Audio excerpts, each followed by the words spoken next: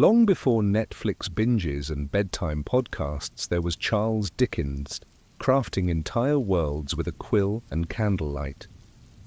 Tonight, we slip quietly into the fog-draped streets of Victorian England, where a boy who once worked in a bootblacking factory rose to become one of the most beloved storytellers in history. From Oliver Twist to A Christmas Carol, discover the trials, genius, and the untold moments that shaped the man behind the masterpieces. If quiet tales of forgotten lives and timeless legacies soothe your restless nights, then you're exactly where you need to be. Subscribe now and hit the bell icon so you never miss a softly told journey through the past. Your next sleep might just begin with a story. As the winter wind whispered across the coastal town of Portsmouth in February 1812, a child was born who would one day paint the most vivid portraits of Victorian life with nothing more than ink and imagination. Charles John Huffam Dickens entered a world of shifting fortunes and uncertain horizons, the second of 8 children in a family that teetered perpetually on the edge of respectable poverty. Picture, if you will, the small but comfortable home where young Charles first opened his eyes to the world. Outside, the naval port bustled with activity, sailors and merchants moving through narrow streets as England fought the Napoleonic Wars. Inside, his father John Dickens, a clerk in the Navy Pay Office, dreamed larger dreams than his modest salary could support, a trait that would echo through his son's future characters. The first years of Charles's life were like the opening pages of a novel yet unwritten, full of possibility and unmarked by hardship. His early childhood was dotted with the simple pleasures available to a middle-class family. Cozy evenings by the fire, the gentle glow of candlelight illuminating his mother Elizabeth's face as she read aloud, and the soothing rhythms of household routines that gave structure to his days. But like the changing of seasons, this gentle beginning could not last. When Charles was just 4 months old, the family moved to a smaller home, the first of many relocations that marked his early years. As they shifted from Portsmouth to London, then to Chatham in Kent, young Charles absorbed the changing landscapes and characters around him with remarkable intensity. It was in Chatham that the seeds of storytelling first took root in the boy's fertile mind. The River Medway flowed nearby, its waters carrying ships and stories from distant lands. The ancient Rochester Cathedral cast long shadows across cobblestone streets, while the crumbling walls of Rochester Castle spoke of histories, both glorious and terrible. Here, Charles experienced what would later seem like the golden age of his childhood. There were the stately ships sailing down to the sea, he would later recall, and there were the marsh mists rising from the river at sunset, and there were the stars shining over my head more brilliantly than I have ever seen them shine since. His imagination was further nourished by the household servant, Mary Weller, whose bedtime stories featured macabre characters like Captain Murderer, a villain who married and cannibalized young brides. These dark tales left indelible impressions on the young boy, whispering to him of humanity's capacity for both cruelty and redemption, themes that would later define his literary work. The fragile happiness of these years was sustained by his father's precarious employment and his mother's attempts at genteel economy. For a time, Charles attended a small private school where he discovered the joy of learning, the comfort of books, and the power of words. In these moments of childhood contentment, as he wandered through the Kent countryside or lost himself in the pages of Tobias Smollett's Roderick Random and Henry Fielding's Tom Jones, he was gathering the raw materials for the literary masterpieces that lay in his future. But shadows were gathering at the edges of this childhood idyll, like storm clouds on a summer horizon. John Dickens' financial mismanagement and tendency toward extravagance were beginning to catch up with the family. The winds of change were blowing once more, and they carried the scent of London's industrial smoke rather than the salt air of coastal Kent. When Charles was 10, the family returned to London, not to prosperity, but to mounting debt and dwindling prospects. The boy who had roamed the Kentish fields now found himself navigating the narrow alleys and crowded thoroughfares of a city choked with coal smoke and human suffering. The sounds of nature were replaced by the cacophony of street vendors, carriage, wheels on cobblestones, and the endless hum of humanity packed too tightly together. And then came the blow that would forever alter the course of his life, a trauma that would echo through his novels like a recurring nightmare. When Charles was 12 years old, his father was arrested for debt and imprisoned in the Marshalsea, debtor's prison. The family's precarious finances collapsed entirely, and young Charles was pulled from school and sent to work at Warren's blacking factory, pasting labels on bottles of shoe polish for 6 shillings a week. Imagine him then, this bright, sensitive child with dreams of education and gentility, suddenly thrust into the grim reality of child labour. The factory was a rat-infested warehouse near the Thames, where Charles worked 10-hour days alongside other children from London's poorest families. The humiliation cut deep, a wound that never fully healed despite all his later success. No, words can express the secret agony of my soul, he would confide many years later, in autobiographical fragments never published during his lifetime. The deep remembrance of the sense I had of being utterly neglected and hopeless, of the shame I felt in my position, the misery it was to my young heart. While his father lingered in prison, Charles lodged with a family friend, separated from his parents and siblings except for Sunday visits to the Marshalsea. His mother's solution to the crisis dealt another devastating blow to his young psyche. She arranged for him to continue working at the factory even after his father received a small inheritance that could have allowed him to return to school. I never afterwards forgot, I never shall forget, I never can forget that my mother was warm for my being sent back, he later wrote, the pain still evident in the rhythm of his repeated phrases. This bitter betrayal lingered in his heart, emerging years later in the abandoned children and negligent parents who populated his novels. The workhouse orphan Oliver Twist, the neglected little Nell, and the forsaken David Copperfield all carried fragments of that wounded 12-year-old boy who felt that the adults who should have protected him had failed in their sacred duty. Eventually, John Dickens arranged to pay his debts and was released from prison. He quarrelled with the owners of the blacking factory, and Charles was finally permitted to return to school at Wellington House Academy.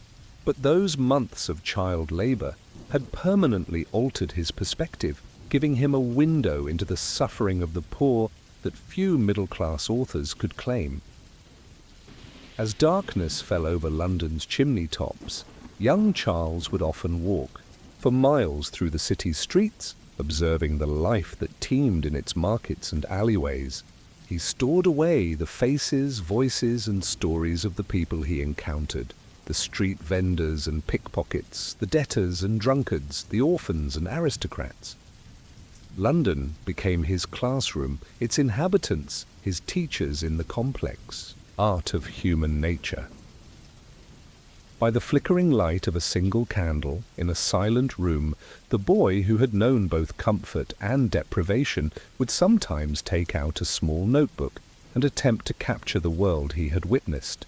The words were still clumsy, the style unformed, but the keen eye for detail and the deep well of empathy were already there, waiting to be channeled into works that would one day move a nation to tears and laughter, to reflection and reform. And so, as the moon cast silver shadows through the windows of his childhood rooms, Charles Dickens began the long journey from abandoned child to literary giant. carrying with him always the memories of those early years, the gentle joys and the searing pain that would fuel his imagination and sharpen his social conscience for decades to come.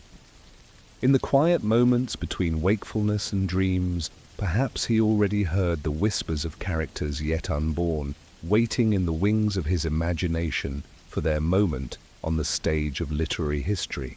They would carry his message to generations yet unborn, long after the boy from Portsmouth had returned to dust, leaving behind a legacy as enduring as the Thames itself.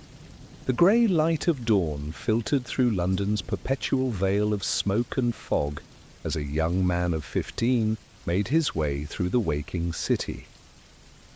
No longer the abandoned child of the blacking factory, but not yet the celebrated author whose name would become synonymous with the age, Charles Dickens walked with purpose toward his first steps into the professional world. The year was 1827, and he had secured a position as an office boy in the law firm of Ellis and Blackmore, a modest beginning for an immodest talent. London stretched before him like an unwritten novel, each street a potential chapter, each passing face a character study waiting to be captured. The city was transforming during these early Victorian years, expanding and industrializing at a pace that left its inhabitants breathless. Steam engines powered factories that belched black smoke into the air, while omnibuses clattered down newly paved streets. The contrast between opulence and squalor grew ever more stark. Elegant townhouses stood just streets away from overcrowded tenements where families lived in conditions that would haunt Dickens's conscience and later populate his fiction. With little formal education but an insatiable hunger for knowledge, young Charles threw himself into self-improvement. After long days at the law office, he taught himself shorthand, mastering the complex Gurney system through sheer determination. In the evening hours, when others might have sought rest or recreation, he could be found at the reading room of the British Museum, devouring books on every subject available to him. The fairy palaces burst into illumination before pale morning showed the monstrous serpents of smoke trailing themselves over Westminster. He would later write of London's daily awakening, evidence of the mental repository of images he was creating that would later flow from his pen. His ambition was as boundless as the city itself. The law did not hold his interest for long, and by the age of 17 he had become a freelance court reporter, racing between magistrates' courts to record the daily drama of London's legal proceedings. The scenes that unfolded before him were sometimes comical, often tragic, and always revealing of human nature in all its complexity. Each judgment, each plea, each sentencing was filed away in his memory, raw material for the novelist he would become. The skills he honed in those crowded courtrooms, rapid transcription, capturing dialogue verbatim, noting telling gestures and expressions, would later serve him well when creating the bustling fictional worlds that seemed to breathe with authentic life. From the corrupt dealings of the Court of Chancery in Bleak House to the petty injustices of the magistrates' courts that appear throughout his work, Dickens' intimate knowledge of the legal system would lend his critiques a powerful authenticity. By his early 20s, Charles had graduated to parliamentary reporting, where he gained a reputation for accuracy and speed. Sitting in the reporters' gallery at Westminster, he documented the lengthy speeches and heated debates that shaped the nation's policies. His shorthand captured every word, while his discerning eye noted the vanities and hypocrisies of those who claimed to serve the public interest. The political theatre he witnessed would later inform his jaundiced view of government, embodied in the circumlocution offices and self-serving officials who populate novels like Little Dorrit. But reporting alone could not contain the creative forces stirring within him. In quiet moments between assignments, he began to write sketches of London life, vignettes that captured the city's character with humour, pathos, and startling precision. Using the pseudonym Boz, a family nickname derived from Moses, he submitted these pieces to various publications. On a winter evening in December 1833, Charles walked through the darkening streets with a manuscript in his pocket. The city's gas lamps were being lit one by one, creating pools of golden light in the gathering dusk. With a mixture of trepidation and hope, he dropped his first creative piece, a short sketch titled A Dinner at Poplar Walk, into the letter box of the monthly magazine. Then he slipped away into the shadows, unknown, uncertain of his reception. By the light of the street lamp near, I dropped the manuscript into a dark letterbox, in a dark office, up a dark court in Fleet Street, he later recalled, and I walked down to Westminster Hall and wandered about there for half an hour because it was too soon to go home, trying to remember what the manuscript was about, and to think what could possibly come of my having done such an unaccountable thing. What came of it was the beginning of a literary career that would transform both his life and English literature itself. The sketch was published, and more followed. His observational pieces, filled with the sights, sounds, and characters of London, began to attract attention. Soon he was contributing regularly to the Evening Chronicle and other periodicals, his byline Boz becoming familiar to readers who appreciated his blend of humour and social observation. In 1836, these sketches were collected and published as Sketches by Boz, his first book.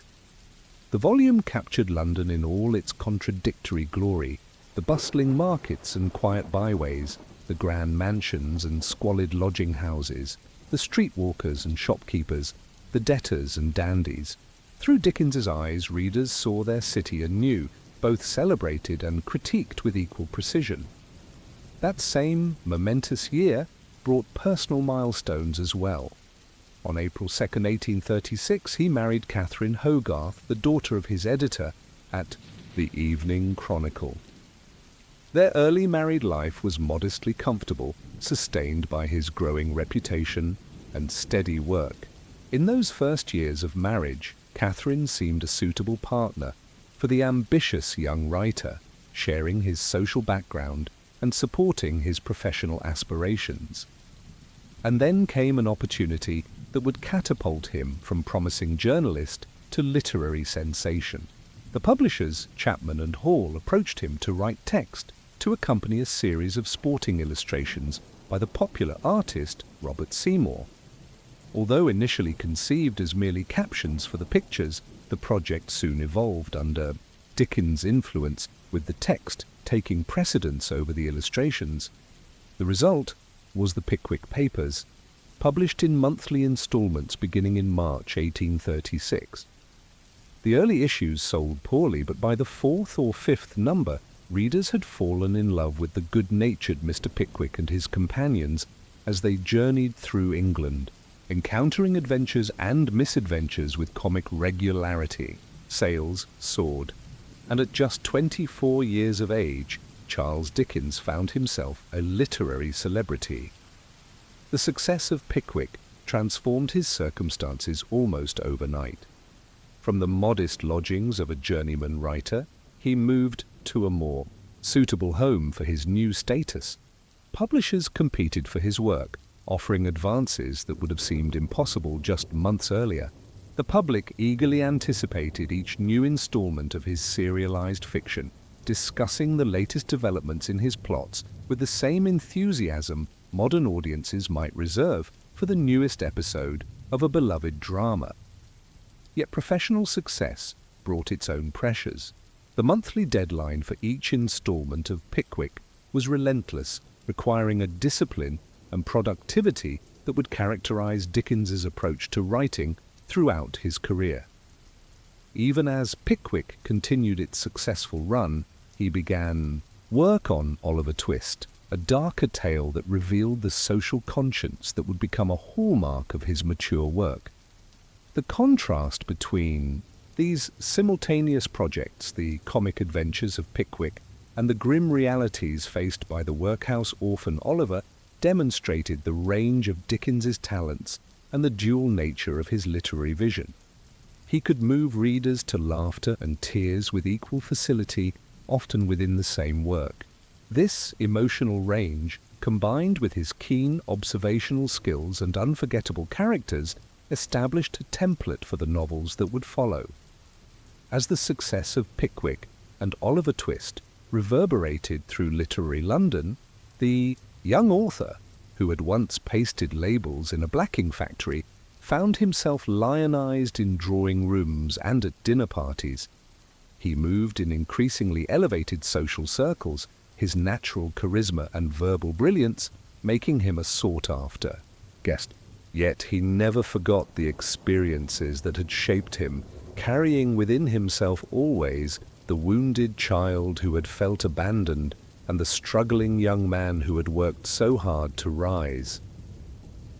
In quiet moments, as he paced the streets of London, gathering impressions for his next work, or sat at his desk with pen in hand watching characters come to life on the page, Charles Dickens might have reflected on the remarkable journey that had brought him to this point. From court reporter to celebrated author in the space of a few short years, he had found his voice and his vocation. The city that had once seemed indifferent to his suffering now embraced him as one of its greatest chroniclers. As moonlight silvered the Thames and cast long shadows across London's varied architecture, the young writer might have paused to contemplate the path ahead.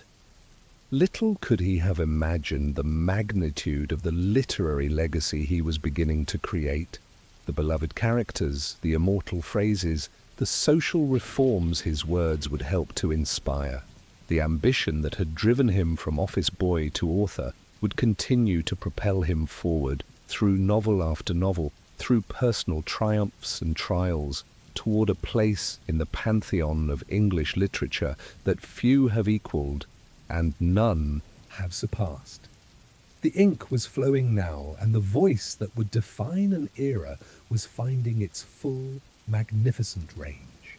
Charles Dickens, no longer just a young man with dreams, but a literary force coming into his prime, stood at the threshold of greatness. London slept, but his imagination teemed with life, with characters waiting to be born, with stories yearning to be told, with truths that demanded to be spoken in the unique language of his genius. The soft glow of candlelight spilled across the desk where Charles Dickens sat, hunched over his manuscript, pen moving across the page with feverish intensity. Outside the window, London lay wrapped in pre-dawn darkness, its cacophony of daytime, sounds temporarily hushed to a distant murmur.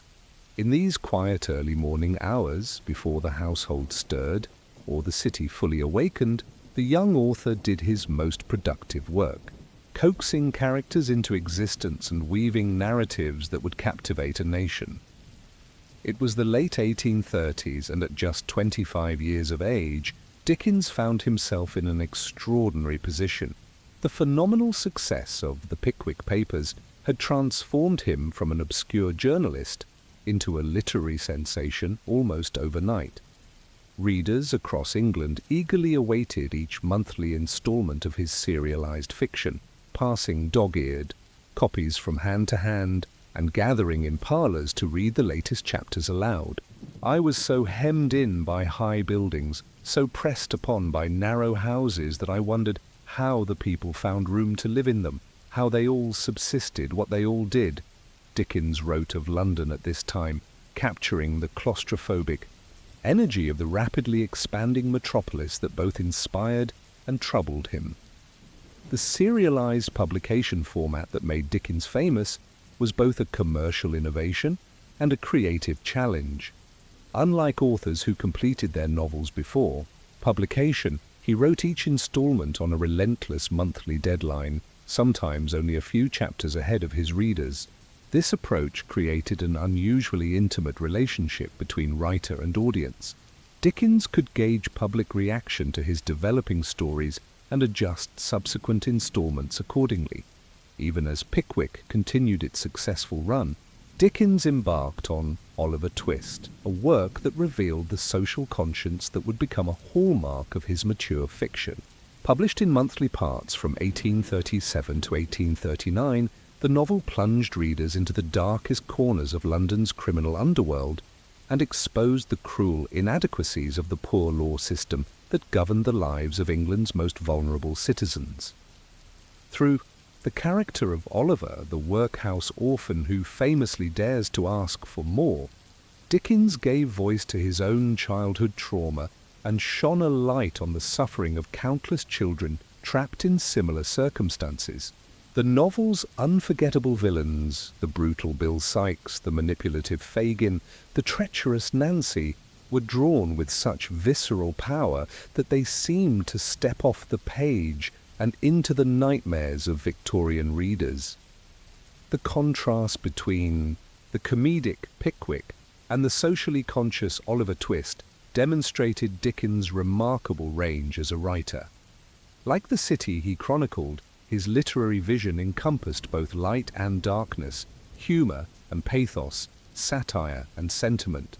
This emotional breadth would become a defining characteristic of his work, allowing him to entertain readers while simultaneously educating them about social injustices. With these early novels, Dickens established a pattern of productivity that bordered on the superhuman.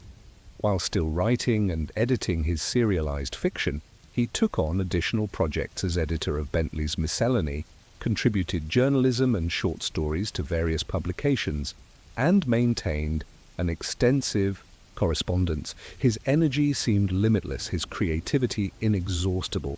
"I never could have done what I have done without the habits of punctuality, order, and diligence," he once remarked, revealing the disciplined work ethic that underpinned his prodigious output.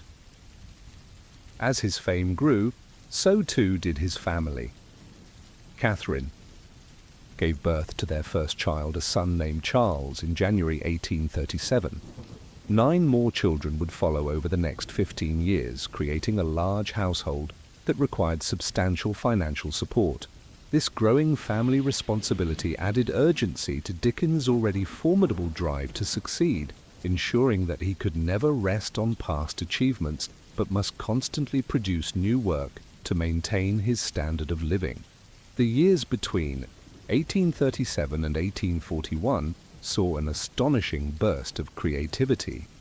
Following Oliver Twist, Dickens produced Nicholas Nickleby, 1838-39, The Old Curiosity Shop, 1840-41, and Barnaby Rudge, 1841. Each novel further cemented his reputation and expanded his thematic range. In Nicholas Nickleby, he took aim at the brutal Yorkshire boarding schools where unwanted children were sent to be forgotten. The Old Curiosity Shop introduced the pathetic figure of Little Nell, whose death scene would move Victorian readers to unprecedented displays of public grief. Barnaby Rudge ventured into historical fiction with its depiction of the anti-Catholic Gordon riots of 1780. Throughout these works, Dickens demonstrated an uncanny ability to create characters that seemed more real to many readers than the beats to flesh and blood people around them. From the scheming Ralph Nickleby to the theatrical Vincent Crummles, from the villainous Quilp to the simple-minded Barnaby, these figures entered the collective imagination of Victorian society and have remained there ever since. As his books flew off the shelves and his name became synonymous with literary excellence, Dickens found himself welcomed into the highest circles of London society. Publishers courted him, aristocrats invited him to their homes, and fellow authors acknowledged him as a force to be reckoned with. Though still in his 20s, he had achieved a level of fame and financial success that most writers could only dream of. Yet material success never fully satisfied him. There remained in Dickens a restlessness, a hunger for new experiences and challenges that transcended mere ambition. In 1842 he embarked on his first trip to America, a journey that would provide material for American notes and inform portions of Martin Chuzzlewit. The United States both fascinated and repelled him, He admired its democratic ideals, but was critical of its rougher aspects and its continuing practice of slavery. Upon his return to England, Dickens channeled his observations and criticisms into Martin Chuzzlewit, 1843-44, which satirized American customs and institutions alongside its exploration of selfishness in English society. Though popular with critics, the novel sold less well than his previous works, causing temporary financial concern. It was partly in response to this financial pressure that Dickens wrote A Christmas Carol in the autumn of 1843, composed in a mere 6 weeks. This slim volume would become one of his most beloved works and permanently alter the way Christmas was celebrated in the English-speaking world. The novella's message of redemption through generosity and its memorable characters, particularly the miserly Ebenezer Scrooge, struck a chord with readers that has resonated across generations. "God bless us, everyone," proclaimed Tiny Tim, and audiences responded with an enthusiasm that suggested Dickens had tapped into something essential in the human spirit, a yearning for community, compassion, and the possibility of moral transformation. The success of A Christmas Carol encouraged Dickens to write additional Christmas books in subsequent years. The Chimes, 1844, The Cricket on the Hearth, 1845, The Battle of Life, 1846, and The Haunted Man, 1848.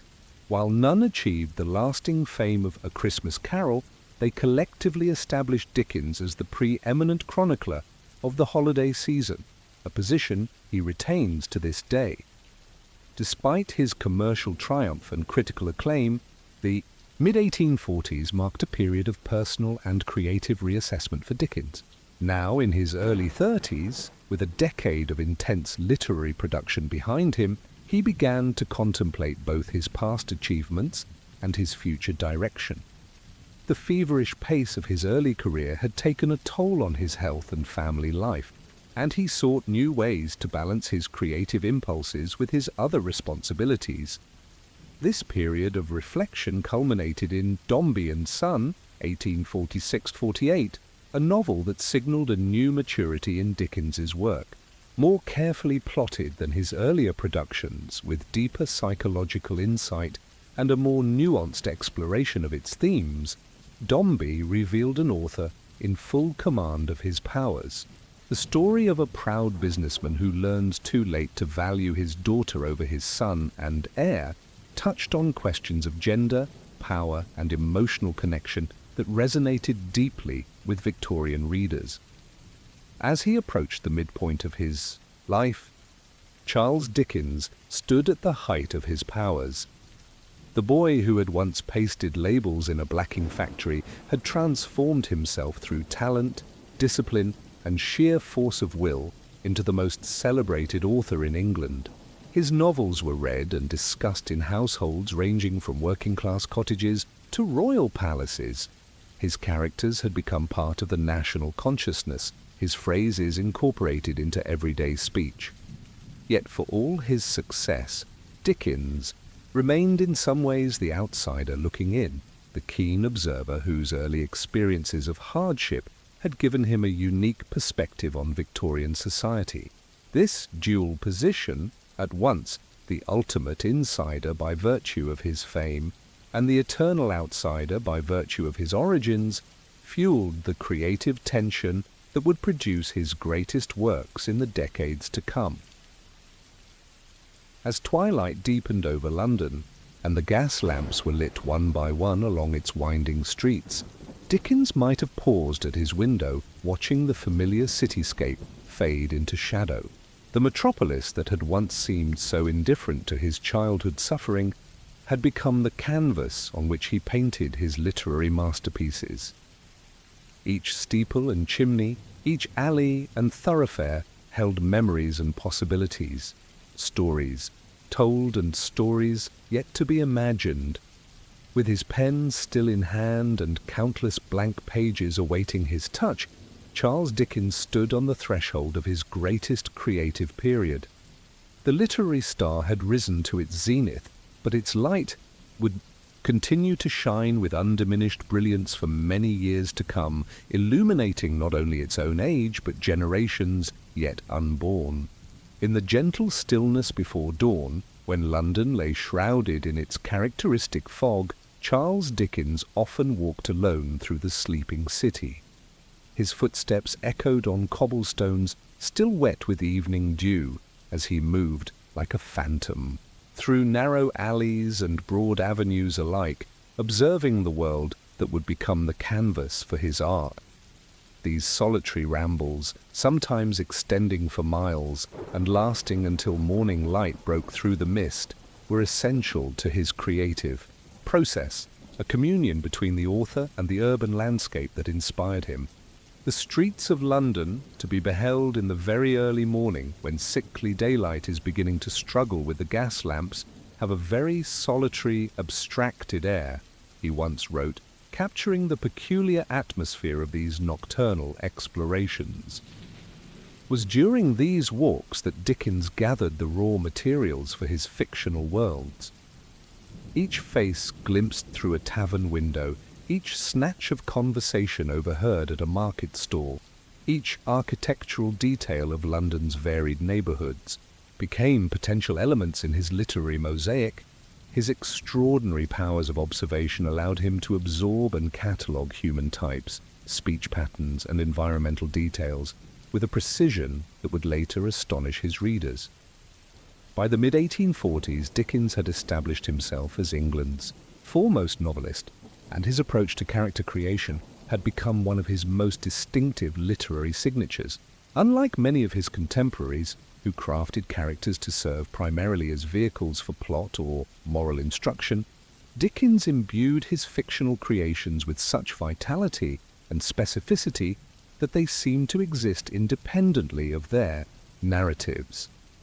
Consider Mr. Micawber from David Copperfield, with his flowery speech patterns and unquenchable optimism in the face of financial ruin, or Mrs. Gamp from Martin Chuzzlewit, the alcoholic nurse with her malapropisms and imaginary friend Mrs. Harris, or the miserly Scrooge, the earnest Pip, the scheming Uriah Heep, the eccentric Miss Havisham, characters so vividly drawn that they have transcended their original context to become archetypes in Western culture. Every writer of fiction, though he may not adopt the dramatic form, writes in effect for the stage, Dickens once observed, revealing his theatrical approach to character development. Indeed, many of his most memorable figures possess a larger-than-life quality reminiscent of stage performers, their distinctive physical features and verbal tics serving as instantly recognizable markers of their identities. This theatrical quality extended to Dickens' method of composition. Contemporary accounts describe him writing in front of a mirror, acting out dialogues and physically embodying his characters as he created them. He would become so engrossed in the emotional lives of his fictional creations that he wept when writing scenes of their suffering and laughed aloud at their comedic moments. The good in him, the bad in him, must be taken together, wrote John Forster, Dickens' friend and first biographer, and they can be separated as little as the qualities of his genius or the temperament of his mind. What set Dickens apart from many of his literary peers was not just the vividness of his characterizations, but the remarkable diversity of the social worlds he depicted. From the lowest criminals in London's underworld to the highest aristocrats in their country estates, from factory workers to financial speculators, from street vendors to government officials, his novels encompassed the full spectrum of Victorian society.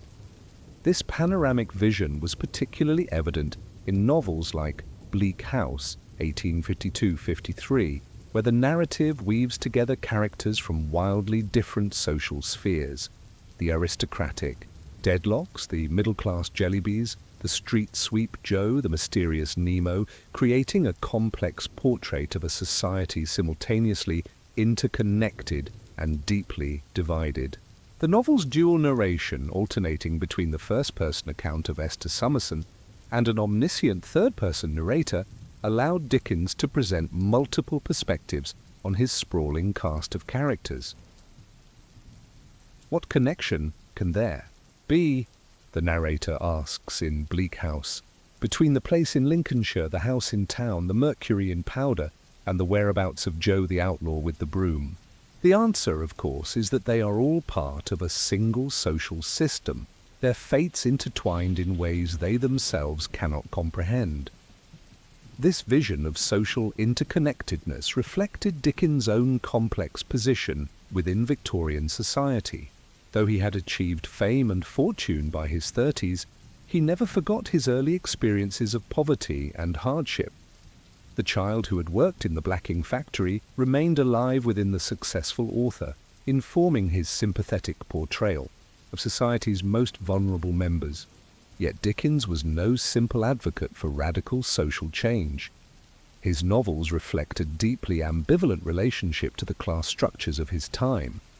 While he exposed the suffering caused by poverty and criticized the indifference of the wealthy, he often depicted the ideal resolution as one of individual charity rather than systemic reform.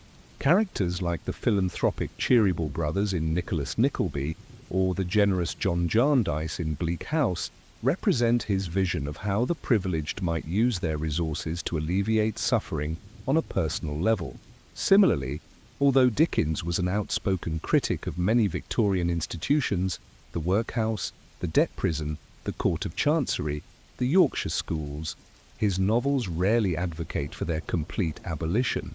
Instead, they call for reform and more humane administration, suggesting an essentially conservative desire to improve rather than overthrow the existing social order. This complexity extends to Dickens' portrayal of women and gender roles. His female characters range from the impossibly angelic, Agnes Wickfield, Little Nell, to the threateningly sexual, Bella Wilfer, Edith Dombey, with relatively few falling in the more realistic middle ground. Many critics have noted that his most memorable female characters tend to be either saints or sinners, suggesting a limited view of women's capabilities and roles. Yet occasionally he created female characters of remarkable complexity and agency, particularly in his later works. Betsy Trotwood in David Copperfield, with her eccentric independence and fierce loyalty, and Bella Wilfer in Our Mutual Friend, with her honest acknowledgement of her own materialistic desires, demonstrate a more nuanced understanding of feminine psychology. Whether I shall turn out to be the hero of my own life, or whether that station will be held by anybody else, these pages must show, says David Copperfield in the opening lines of the novel that bears his name. This question of self-determination versus fate runs through much of Dickens's work, reflecting both his personal experience of dramatic social mobility and the broader Victorian preoccupation with the individual's place in an increasingly complex society. Many of his protagonists, David Copperfield, Pip in Great Expectations, Amy Dorrit, must navigate the treacherous waters of class transition, learning to reconcile their origins with their aspirations. Dickens portrays this process with psychological insight, acknowledging both the legitimate desire for self-improvement and the dangers of rejecting one's roots for superficial social advancement.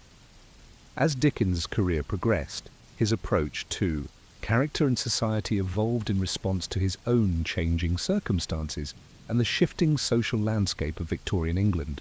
His earlier works, with their exuberant comedy and clearly defined heroes and villains, gave way to more psychologically complex narratives that explored the ambiguities of human motivation and the subtler forms of social injustice. This evolution is particularly evident in Great Expectations, 1860-61, often considered his most perfectly constructed novel. The story of Pip, an orphan whose unfounded hopes of becoming a gentleman lead him to betray his humble origins, represents Dickens at his most psychologically acute. Unlike earlier protagonists who are largely victims of external forces, Pip must confront his own moral failings and misplaced values. In a word, I was too cowardly to do what I knew to be right, Pip confesses, demonstrating a level of self-awareness that marks Dickens's mature understanding of human psychology. The novel's ambiguous ending, which was revised at the suggestion of a friend to provide a hint of possible happiness for Pip and Estella, reflects Dickens' own increasingly complex view of life's possibilities. Throughout his career, Dickens maintained an extraordinarily intimate relationship with his readers. The serialized publication of his novels created a sense of shared experience, with families gathering to read each installment aloud and then discussing the latest developments in the plot. Letters poured in from readers begging him to spare favorite characters or resolve plots in particular ways, suggesting the depth of emotional investment his audience had in his fictional worlds. It would seem as though something had suddenly burst from the earth or descended from the clouds, wrote scholar Percy Fitzgerald of the public's reaction to The Old Curiosity Shop. Such was the enthusiastic furore, the universal interest, that devoured men's minds. This connection between author and audience was further strengthened by Dickens's public readings, which became increasingly elaborate performances in the latter part of his career. During these events, he would dramatically enact scenes from his novels, using different voices for each character and physically embodying their mannerisms. Audiences were transported by these performances, sometimes fainting during particularly intense scenes such as Nancy's murder in Oliver Twist. As twilight settled over London and the gas lamps flickered to life along its winding streets, Dickens might once again set out on one of his nocturnal walks, gathering impressions for his next work. The city was changing rapidly around him. Railways were transforming the urban landscape. New buildings were rising where old neighborhoods had stood. Social patterns were shifting in response to industrial progress. Yet for all these changes, the essential human types that populated his novels remained recognizable. The city mist that curled around street corners still concealed stories of ambition and despair, love and betrayal, redemption and ruin, and Dickens, with his extraordinary vision, continued to peer through that mist to discern the characters waiting to be brought to life on the pages of his next creation. In his quiet study, surrounded by the tools of his craft, Charles Dickens performed the alchemy that transformed ordinary people into immortal characters. With ink and paper, with imagination and insight, he created a fictional world so compelling that it has become inextricably woven into our cultural consciousness. Through his eyes, we have come to see Victorian England with unprecedented clarity, not merely as a historical period, but as a living, breathing society populated by individuals whose hopes and fears, virtues and vices mirror our own. The mist may have long since lifted from the London of Dickens' day, but his characters remain as vivid and vital as when they first stepped from the pages of his manuscripts into the hearts and minds of his readers. In creating them, he achieved a kind of literary immortality that few authors can claim. His fictional creations have outlived their creator to become part of our shared cultural inheritance, as familiar to us as old friends and as revealing as looking glasses held up to our own humanity. The heavy velvet curtains swept aside, revealing a single figure standing before a packed auditorium. Gaslight caught the glint of his watch chain and the sharp angles of his bearded face as he adjusted the reading desk before him.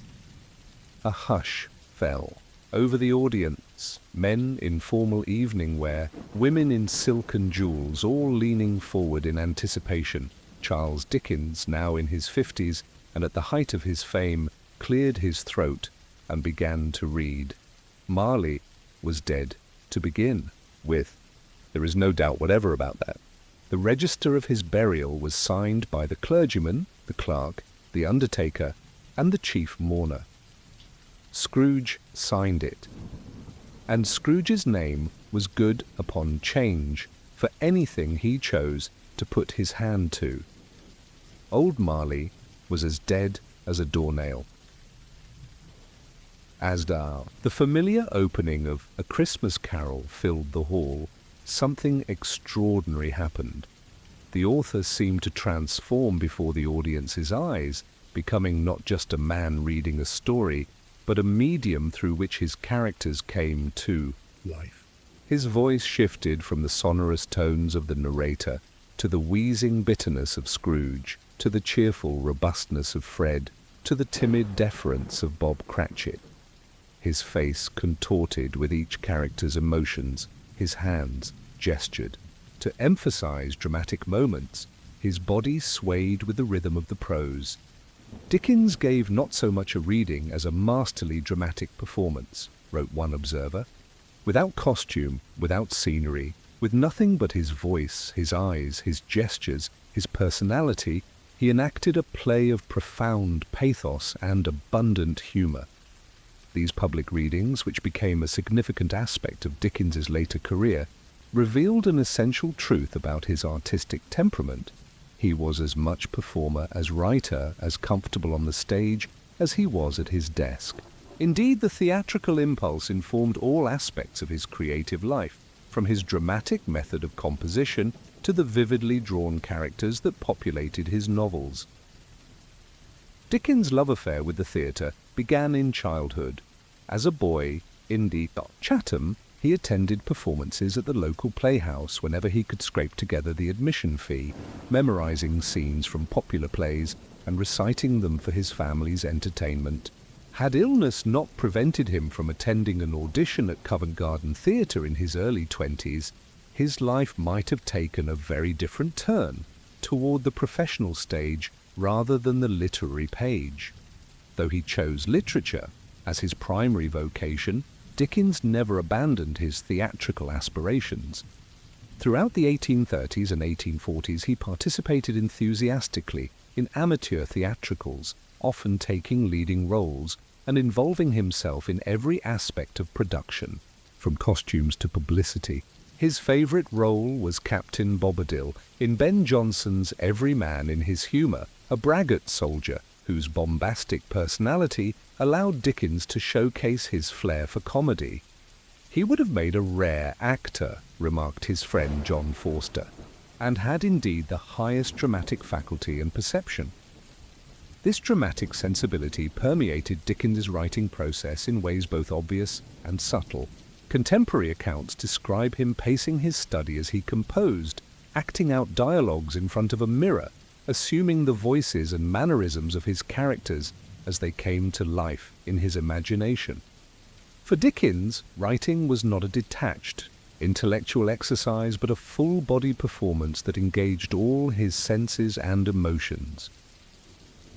The theatrical quality of his novels is evident in their episodic structure, vivid dialogue, and emphasis on dramatic scenes that could almost be lifted directly to the stage.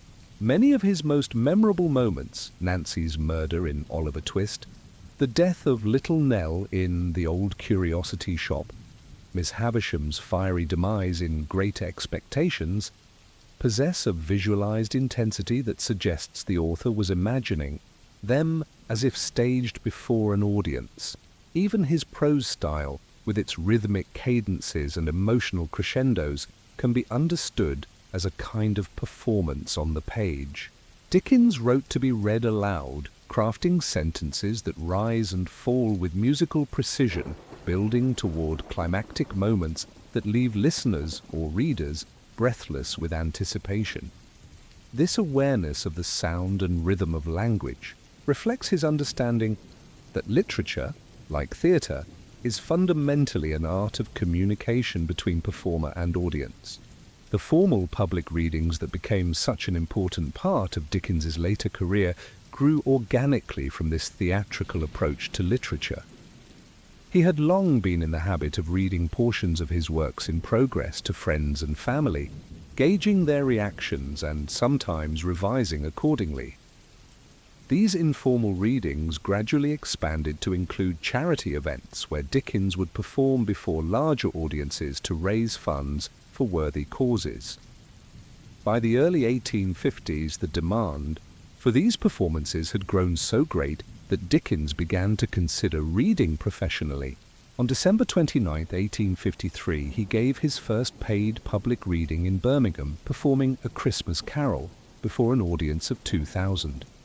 The response was so enthusiastic that additional readings were arranged, launching what would become a second career alongside his continuing work as a novelist. No one sits at the present day in the House of Commons with such rapt attention as we all bestowed upon the readings, recalled Hans Christian Andersen after attending one of these performances. It was not alone reading, it was acting of the way, highest kind. The success of these initial readings encouraged Dickens to develop a more extensive repertoire. In addition to A Christmas Carol, which remained his most popular piece, he adapted selections from the Pickwick Papers, David Copperfield, Dombey and Son, and other novels for performance. Each reading was carefully prepared, with Dickens creating special prompt copies marked with stage directions, emphases, and notes on pacing and vocal modulation. "I stand at the reading desk behind a large screen before a brilliant light," he explained in a letter. "I read without notes of any kind. The place is lighted by gas, having been for that purpose fitted up like a theatre." By 1858, the public readings had become so lucrative and artistically satisfying that Dickens embarked on his first formal reading tour, performing in venues across Britain.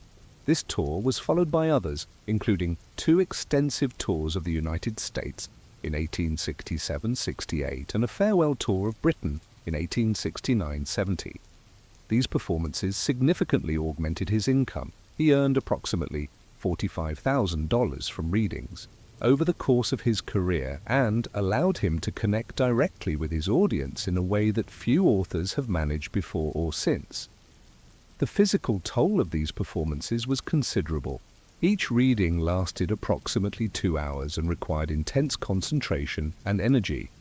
Dickens threw himself into the performances with characteristic intensity, often leaving the stage drenched in perspiration and temporarily exhausted.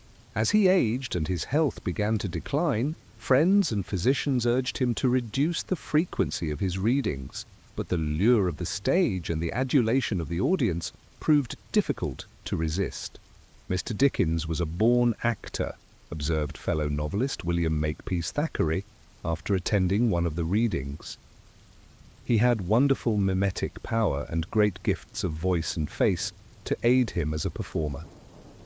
The most controversial addition to Dickens's reading repertoire came in his later years, when he incorporated the murder of Nancy from Oliver Twist into his performances. This violent scene, in which the prostitute Nancy is brutally killed by her lover Bill Sikes, pushed both performer and audience to their emotional limits. Dickens enacted the murder with such terrifying realism that women fainted in the audience, and he himself was often left physically and emotionally drained. "I shall tear myself to pieces," he wrote to a friend about performing this scene, yet he continued to include it in his programs despite warnings that the strain might damage his already precarious health. The reading tours represented more than just a secondary career or additional income for Dickens. They fulfilled his lifelong desire for direct communication with his audience. As a novelist, writing in monthly or weekly installments, he had always been unusually attuned to public response, adjusting his narratives based on sales figures and reader reactions.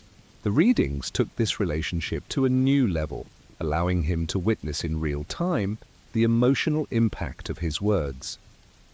This desire for audience connection was further expressed through his role as editor of the weekly journals Household, Words, 1850-1859, and its successor All the Year Round, 1859-1870.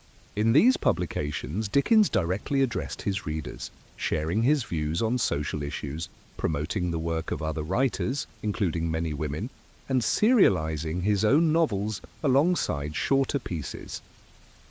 The name at the head of these pages, he wrote in the first issue of Household Words, is the name under which I have been known to the readers of my books for nearly 14 years. In my sphere of action, I shall aspire to preserve this connection and to make it if I can, a still more familiar one. Through these various modes of performance, public readings, amateur theatricals, journalistic addresses to his readers, Dickens maintained the sense of intimate communication that had characterized his relationship with his audience from the beginning of his career. Unlike many authors who retreat into privacy as their fame increases, he actively sought ways to remain in dialogue with the public that had embraced him.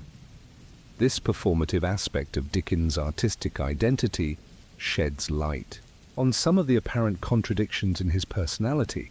On one hand, he was intensely private about certain aspects of his life, particularly his childhood experiences of poverty and the breakdown of his marriage. On the other hand, he was irresistibly drawn to public performance and self-revelation through his writing. The stage offered a solution to this paradox, a space where he could reveal himself while simultaneously hiding behind the mask of his characters. Every reader of his writings, observed his contemporary Hans Christian Andersen, imagines a Dickens in his own way and loves him as a dear relation, and everyone who has seen and heard him acknowledges that Dickens himself is better than his writings. As Dickens approached the final decade of his life, the boundaries between his public and private selves, between performer and writer, became increasingly blurred. His novels took on a more personal quality, with protagonists like David Copperfield and Pip in Great Expectations serving as partial reflections of his own experiences. Meanwhile, his public readings grew more dramatically intense, demanding emotional resources that might otherwise have been channeled into his fiction. The result was a kind of creative fusion in which the theatrical and literary aspects of his genius became inseparable. The novels from this period, A Tale of Two Cities, 1859, Great Expectations, 1860-61, Our Mutual Friend, 1864-65, are among his most dramatically effective, while his readings achieved a level of emotional power that pure theatrical performances rarely matched. On a cold March evening in 1870, Charles Dickens gave what would prove to be his final public reading. The venue was St. James's Hall in London, and the programme included his beloved Christmas Carol, along with selections from Pickwick. Though his health had been failing for some time, those in attendance reported that he performed with all his customary vigour and expressiveness, holding the audience spellbound with the magic of his voice and presence. As the final applause faded, and Dickens made his last bow, he might have reflected on the journey that had brought him to this moment, from the stage-struck boy in Chatham to the world-renowned author whose readings could fill the largest halls in Britain and America. The stage and the page had been the twin pillars of his creative life, each informing and enriching the other in ways that helped to create a body of work unlike any that had come before. 3 months later, Charles Dickens was dead, struck down by a cerebral hemorrhage at his home in Kent. But the performative energy that had animated his life continued to pulse through his works, ensuring that generations of readers would not just read his stories, but experience them, hearing the distinctive voices of his characters, visualizing their dramatic encounters, feeling the emotional crescendos of his narratives as if they were being enacted on a stage rather than printed on a page. In the silence that followed his passing, one could almost imagine the final curtain falling on the most extraordinary performance in English literary history, a performance that had lasted for more than 3 decades and had transformed not just literature but the cultural consciousness of the Victorian age. Yet unlike a theatrical production which lives only in the memories of those who witnessed it, Dickens' performance continues in the minds of readers who encounter his works for the first time, bringing his characters to life with each turn of the page. The stage may have gone dark, but the performance, it seems, will never truly end. In the spacious drawing room of Gad's Hill Place, a handsome country house near Rochester in Kent, an elegant dinner party was unfolding. Crystal glasses caught the light of the chandeliers, fine china gleamed on the mahogany table, and the animated conversation of distinguished guests, writers, actors, artists, and intellectuals filled the air with wit and laughter. At the head of the table sat Charles Dickens, master of the house and of the literary world, his eyes bright with energy, his hands gesturing expressively as he held court. To those gathered around his table, Dickens embodied the Victorian ideal of domestic success, the self-made man who had risen from obscurity to create not just a distinguished career, but a proper English home, complete with all the comforts and respectability that entailed. Yet, behind this carefully crafted image of domestic harmony lay a more complex and troubled reality, one that Dickens went to extraordinary lengths to conceal from the public that adored him. Home is a name, a word.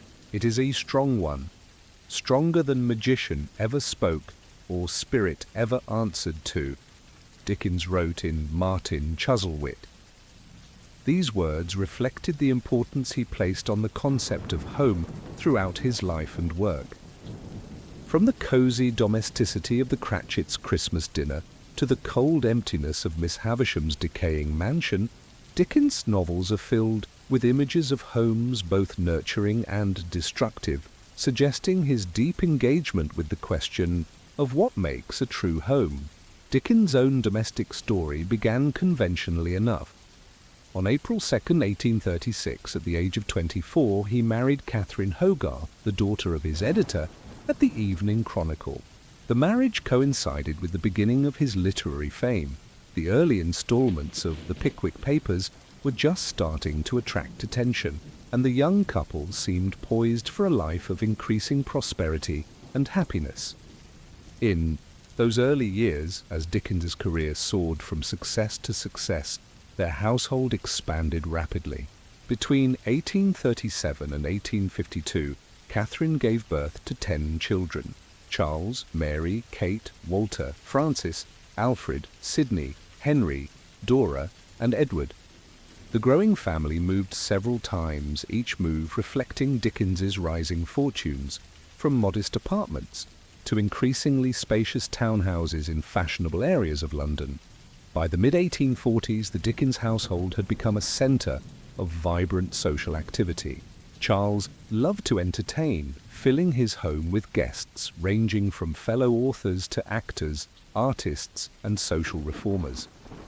These gatherings were characterized by high spirits and theatrical entertainments, often featuring amateur performances in which Dickens himself took a leading role. "We dined at Dickens's yesterday," wrote his contemporary Elizabeth Gaskell after one such occasion. "Very pleasant. Somehow I always feel that to be in Charles Dickens's house is to be in the presence of a kind, if rather frenzied, wizard." Yet, beneath this surface of convivial domesticity, strains were developing in the Dickens marriage. Catherine, though by all accounts a kind and patient woman, struggled with the demands of managing a large household and a husband whose energy and expectations seemed limitless. After multiple pregnancies in quick succession, her health and spirits began to decline. She suffered from what may have been postnatal depression, becoming increasingly lethargic and withdrawn. Dickens, meanwhile, was evolving from the enthusiastic young husband who had once written passionate letters during brief separations to a man who found his wife's company increasingly unsatisfying.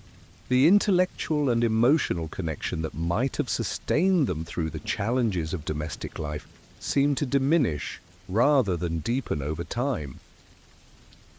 "Poor Catherine and I are not made for each other," he confided to his close friend, John Forster, in 1857, as the marriage approached its breaking point.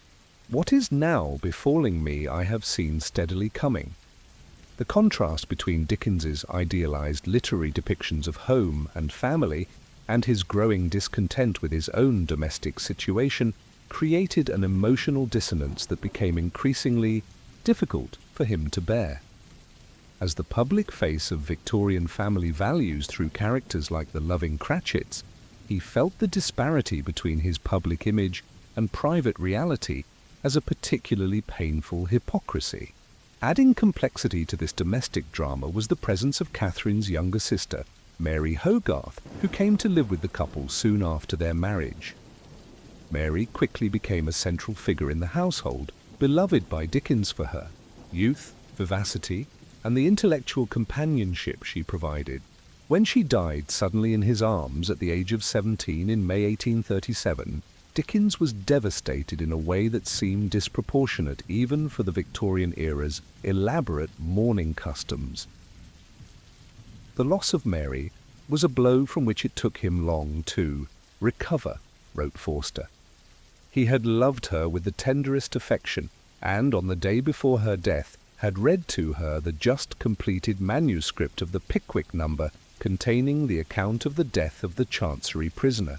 Dickens wore Mary's ring for the rest of his life and requested to be buried beside her, a wish that was not fulfilled when he was instead interred in Poets' Corner at Westminster Abbey. The idealized female characters who appear throughout his fiction, Agnes Wickfield in David Copperfield, Little Nell in The Old Curiosity Shop, Florence Dombey in Dombey and Son, all bear traces of Mary's influence, suggesting that she remained a powerful presence in his emotional life long after her death.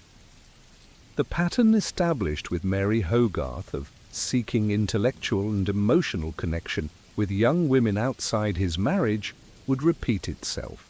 In later years, another of Catherine's sisters, Georgina Hogarth, came to live with the family in 1842 and gradually assumed many of the household responsibilities that Catherine found overwhelming. Georgina would remain a permanent fixture in Dickens's life, managing his household even after the separation from Catherine and staying on as his housekeeper until his death. By the mid-1850s, the Dickens marriage was failing visibly. Catherine had become overweight and lethargic, a contrast to the energetic, youthful woman Dickens had married. He complained privately of her lack of intellectual curiosity and inability to manage the household efficiently. The once affectionate couple now occupied separate bedrooms, and Dickens increasingly arranged his professional commitments to spend time away from home. The final crisis in the marriage coincided with Dickens' involvement in a theatrical production that would change the course of his personal life. In 1857, he was organizing a charity performance of Wilkie Collins' play The Frozen Deep, in which he had cast himself as the romantic lead. When the decision was made to take the play on tour, he hired professional actresses to replace the amateur female performers from earlier productions. Among these professionals was an 18-year-old actress named Ellen Ternan, known as Nellie. The exact nature of their initial relationship is unclear, but what is certain is that Dickens, then 45, was immediately captivated by her. By the following year, his marriage to Catherine was over, announced to the public in a manner that caused considerable scandal. "Poor Catherine and I have lived unhappily together for many years," he wrote to his friend Arthur Smith in May 1858. "Incompatibility of temper has arisen from causes beyond either of our controls. The separation was handled in a way that damaged Dickens' reputation and revealed a less admirable side of his character. He insisted that Catherine leave their home, taking only one child, Charles Jr., with her, while the other children remained with him and Georgina. He published a statement in the Times newspaper defending his conduct in a way that many found undignified, and even went so far as to suggest that Catherine was mentally unbalanced. Most painfully for Catherine, Dickens circulated a letter to selected friends implying that she was an unfit mother who did not love her children. He also authorized Arthur Smith to show this letter to others when necessary to defend Dickens' reputation. This damage to Catherine's character was particularly cruel, given her devotion to their children and the sacrifices she had made over 22 years of marriage. The full extent of Dickens' relationship with Ellen Ternan remains one of the great mysteries of Victorian literary history. He went to extraordinary lengths to keep it secret, destroying all of Ellen's letters to him and instructing her to do the same with his. He purchased a house for her under an assumed name and visited her discreetly, all while maintaining the public fiction that they were merely acquaintances. Some biographers believe that Ellen became Dickens' mistress in the conventional sense, while others suggest that the relationship may have remained emotionally intense but physically unconsummated. Due to Victorian social constraints and Dickens' concern for his public image, what seems clear is that Ellen occupied a central place in his emotional life during his final decade, providing the companionship and intellectual stimulation he had found lacking in his marriage. The domestic arrangements that followed the separation reflected Dickens's determination to maintain a semblance of family life despite the rupture of his marriage. He continued to live at Tavistock House in London with the younger children and Georgina, who managed the household. Later, when he purchased Gad's Hill Place in Kent, fulfilling a childhood dream of owning the house he had admired as a boy, Dee became the centre of a reconfigured family life. Dickens took particular pleasure in Gad's Hill, investing considerable time and money in improvements to the property. He added a conservatory, installed modern conveniences, and even had a tunnel built under the road to connect the house to a meadow he had purchased on the other side. The house became a gathering place for friends, family, and distinguished visitors, with Dickens presiding as the generous host. It was like a fresh act in the drama of his domestic life, observed a visitor to Gad's Hill. Dickens seemed happier there than I had ever seen him before. Despite the scandal of the separation, Dickens continued to cultivate an image of domestic harmony in his public life. He hosted elaborate Christmas celebrations that embodied the festive spirit he had helped to popularize through A Christmas Carol. He involved his children in amateur theatricals and other family entertainments. He maintained a regular correspondence with friends and associates that presented him as a devoted father surrounded by a loving family. The reality, however, was more complicated. His relationships with his children were often fraught with tension and disappointment. Dickens had extraordinarily high expectations for his offspring, perhaps fueled by his own remarkable rise from poverty to success. When most of his sons failed to display his drive and talent, he could be harshly critical, even as he continued to support them financially. "I never sing their praises because they have so often disappointed me," he confessed in a letter about his sons. His daughters fared somewhat better in his estimation, particularly Kate, who showed artistic talent, but even they sometimes found his demands overwhelming. As his children grew into adulthood, many experienced difficulties that suggested the emotional complexities of growing up Dickens. Several of his sons struggled with debt, echoing the financial problems of his own father. Others sought their fortunes in distant parts of the British Empire, perhaps eager to escape the shadow of their famous father. His daughter Katie made an unhappy first marriage that may have been influenced by her desire to leave the tense atmosphere of the family home. Yet despite these tensions, there is evidence that Dickens genuinely loved his children and worried about their welfare. He worked tirelessly to support them financially, even when disapproving of their choices. He wrote tender letters to his youngest children when travelling, and he took particular pleasure in the company of his granddaughter Mary, born to his eldest son Charlie shortly before Dickens's death. The final decade of Dickens' life was marked by increasing physical ailments, many of which may have been exacerbated by the emotional strain of maintaining his secret relationship with Ellen Ternan while fulfilling his public roles as author, editor, and performer. He suffered from what was likely a mild stroke in 1866, followed by more serious episodes in subsequent years. His left foot became painfully swollen, possibly due to gout, making his beloved long walks increasingly difficult. Despite these health concerns, Dickens maintained a punishing work schedule, continuing to write, edit, and perform public readings that were physically demanding. Friends and physicians urged him to reduce his commitments, particularly the readings of the Nancy murder scene from Oliver Twist, which left him exhausted and gasping for breath. But he resisted these pleas until nearly the end of his life. On June 8, 1870, Dickens suffered a massive stroke while working on his final, unfinished novel, The Mystery of Edwin Drood. He died the following day at Gad's Hill Place, surrounded by family members, but without the presence of either Catherine, from whom he had been separated for 12 years, or Ellen Ternan, whose relationship with him remained a closely guarded secret. In death, as in the final years of his life, Dickens maintained the public fiction of conventional domesticity. His will generously provided for his children and for Georgina Hogarth, who had served as his faithful housekeeper. He left a substantial bequest to Ellen Ternan, disguised as thanks for her care of my young children, a fiction that fooled few in his inner circle, but preserved appearances for the public. Catherine Dickens, upon hearing of her estranged husband's death, was reported to have wept and said, "He was a good man."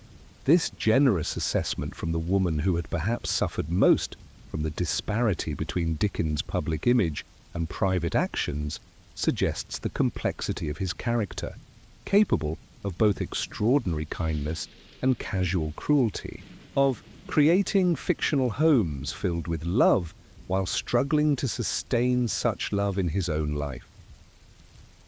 The domestic contradictions that characterize Dickens's life offer a poignant counterpoint to the image of hearth and home he celebrated in his fiction.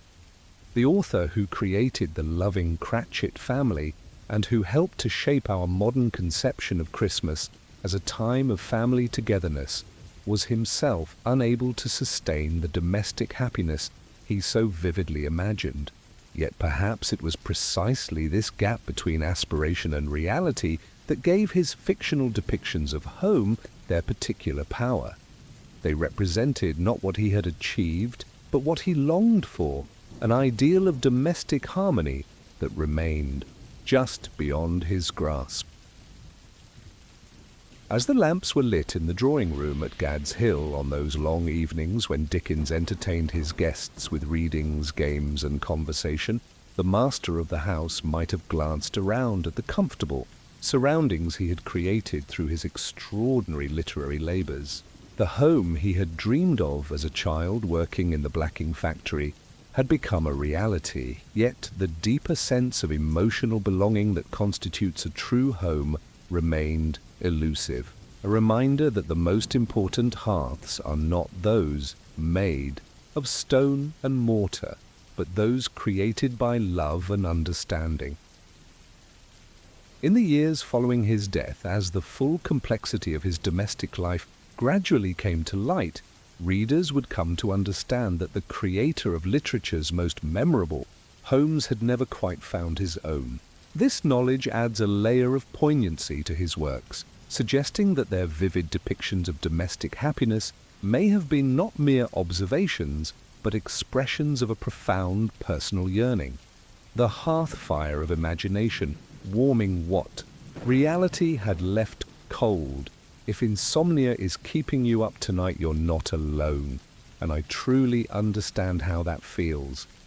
At least your favourite historian was here to keep you company with some timeless tales and fascinating figures.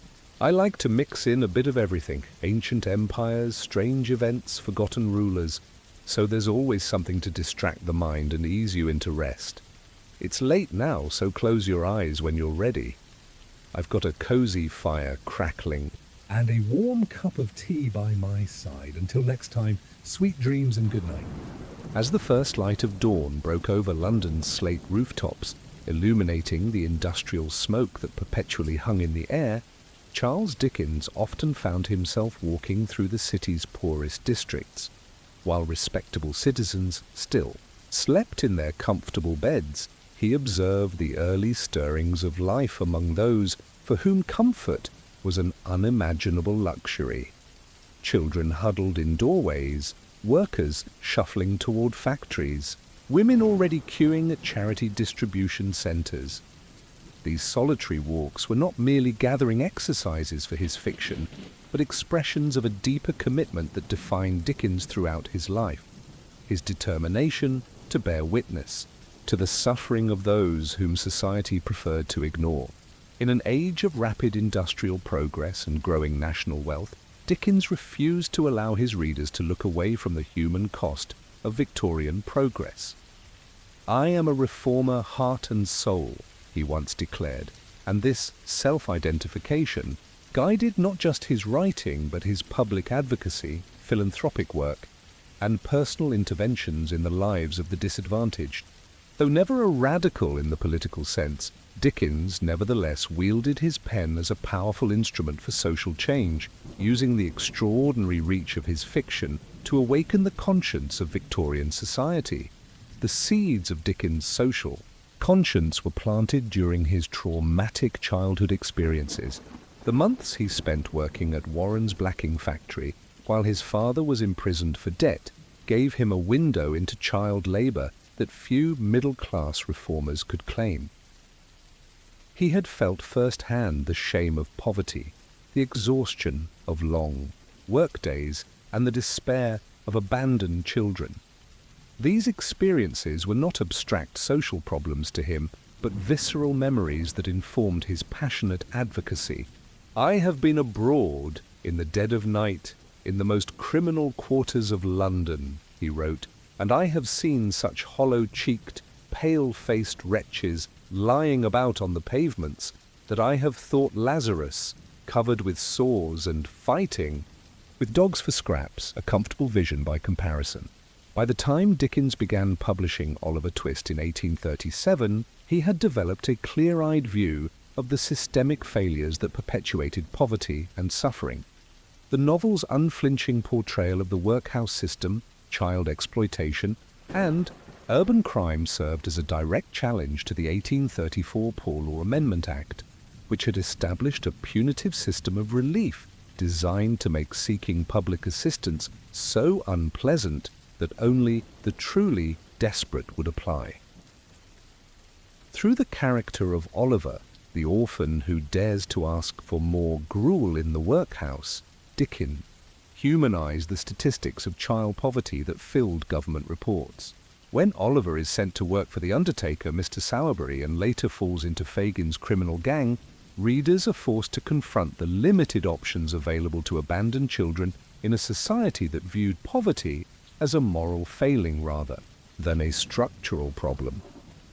The cold, wet, shelterless midnight streets of London, the foul and frowsy dens where vice is closely packed and lacks the room to turn, the haunts of hunger and disease, the shabby rags that scarcely hold together, Dickens wrote in Oliver Twist, drawing a direct line between social conditions and criminal behavior that challenged comfortable middle-class assumptions. This pattern of using fiction to expose social ills continued throughout Dickens's career. In Nicholas Nickleby, 1838-39, he turned his attention to the Yorkshire boarding schools, where unwanted children were often sent to be forgotten. His portrayal of Dotheboys Hall, where the sadistic schoolmaster Wackford Squeers starves and abuses his pupils while charging their parents handsomely for the privilege, helped to expose these institutions to public scrutiny. Dickens had visited several such schools while researching the novel, and his fictional depiction was grounded in horrifying reality. Many of these schools advertised in London newspapers, promising to care for unwanted children, often those with disabilities or born outside of marriage, for a single annual payment. The novel's publication contributed to a significant decline in enrollment at Yorkshire boarding schools and eventual reforms in educational oversight. "In all of Dickens's books," wrote a contemporary reviewer, "there is a tendency to some great specific good, by which society may be improved or strengthened. As his career progressed, Dickens broadened his social critique to encompass a wide range of Victorian institutions and practices. Bleak House, 1852-53, exposed the inefficiency and corruption of the legal system, particularly the Court of Chancery, where inheritance cases could drag on for decades while lawyers enriched themselves and claimants died waiting for resolution. Hard Times, 1854, criticized the dehumanizing effects of industrialization and the cold utilitarian philosophy that valued profit over human well-being. Little Dorrit, 1855-57, examined the debt prison system and the government bureaucracy. He dubbed the Circumlocution Office, where the primary business was how not to do it. What set Dickens apart from many social critics of his era was his ability to connect abstract social problems to individual human stories that engaged readers' emotions as well as their intellects. Rather than presenting dry arguments about the need for sanitation reform, he created Joe the Crossing Sweep in Bleak House, a homeless boy who dies of a contagious disease that spreads from the slums to the wealthy households of London, demonstrating how public health issues transcend class boundaries. "There's a matter of 20 miles between them," says Joe of the Rich and Poor, "but I'm blown if I can't read the writing. Death. It's everywhere." Dickens's social criticism was not limited to his novels. As editor of the weekly journals Household Words, 1850-1859, and All the Year Round, 1859-1870, he published articles on a wide range of social issues, from workhouse conditions to railway safety, from slum housing to public health. These publications allowed him to address contemporary problems more directly than was possible in his fiction, reaching a broad middle-class readership with calls for practical reforms. In an 1850 article titled A Walk in a Workhouse, Dickens described his visit to a London institution where the elderly poor were housed. Here, the old people were in their day rooms where they were having their dinner. The meal consisted of boiled beef and potatoes. As far as the meat went, it was a stringy substance, very like leather in texture as in taste. Such vivid, first-hand reporting helped to make abstract policy discussions concrete for his readers. Beyond his writing, Dickens engaged directly in philanthropic efforts that reflected his social concerns. In 1846, he became involved with banker Angela Burdett Coates in establishing Urania Cottage, home for fallen women, designed to rehabilitate prostitutes through education and training for domestic service or emigration.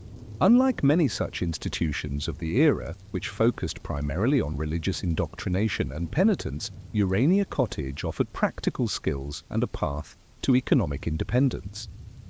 Dickens took an active role in the daily operations of Urania Cottage, interviewing potential residents, developing the curriculum, and tracking the progress of women who passed through the home.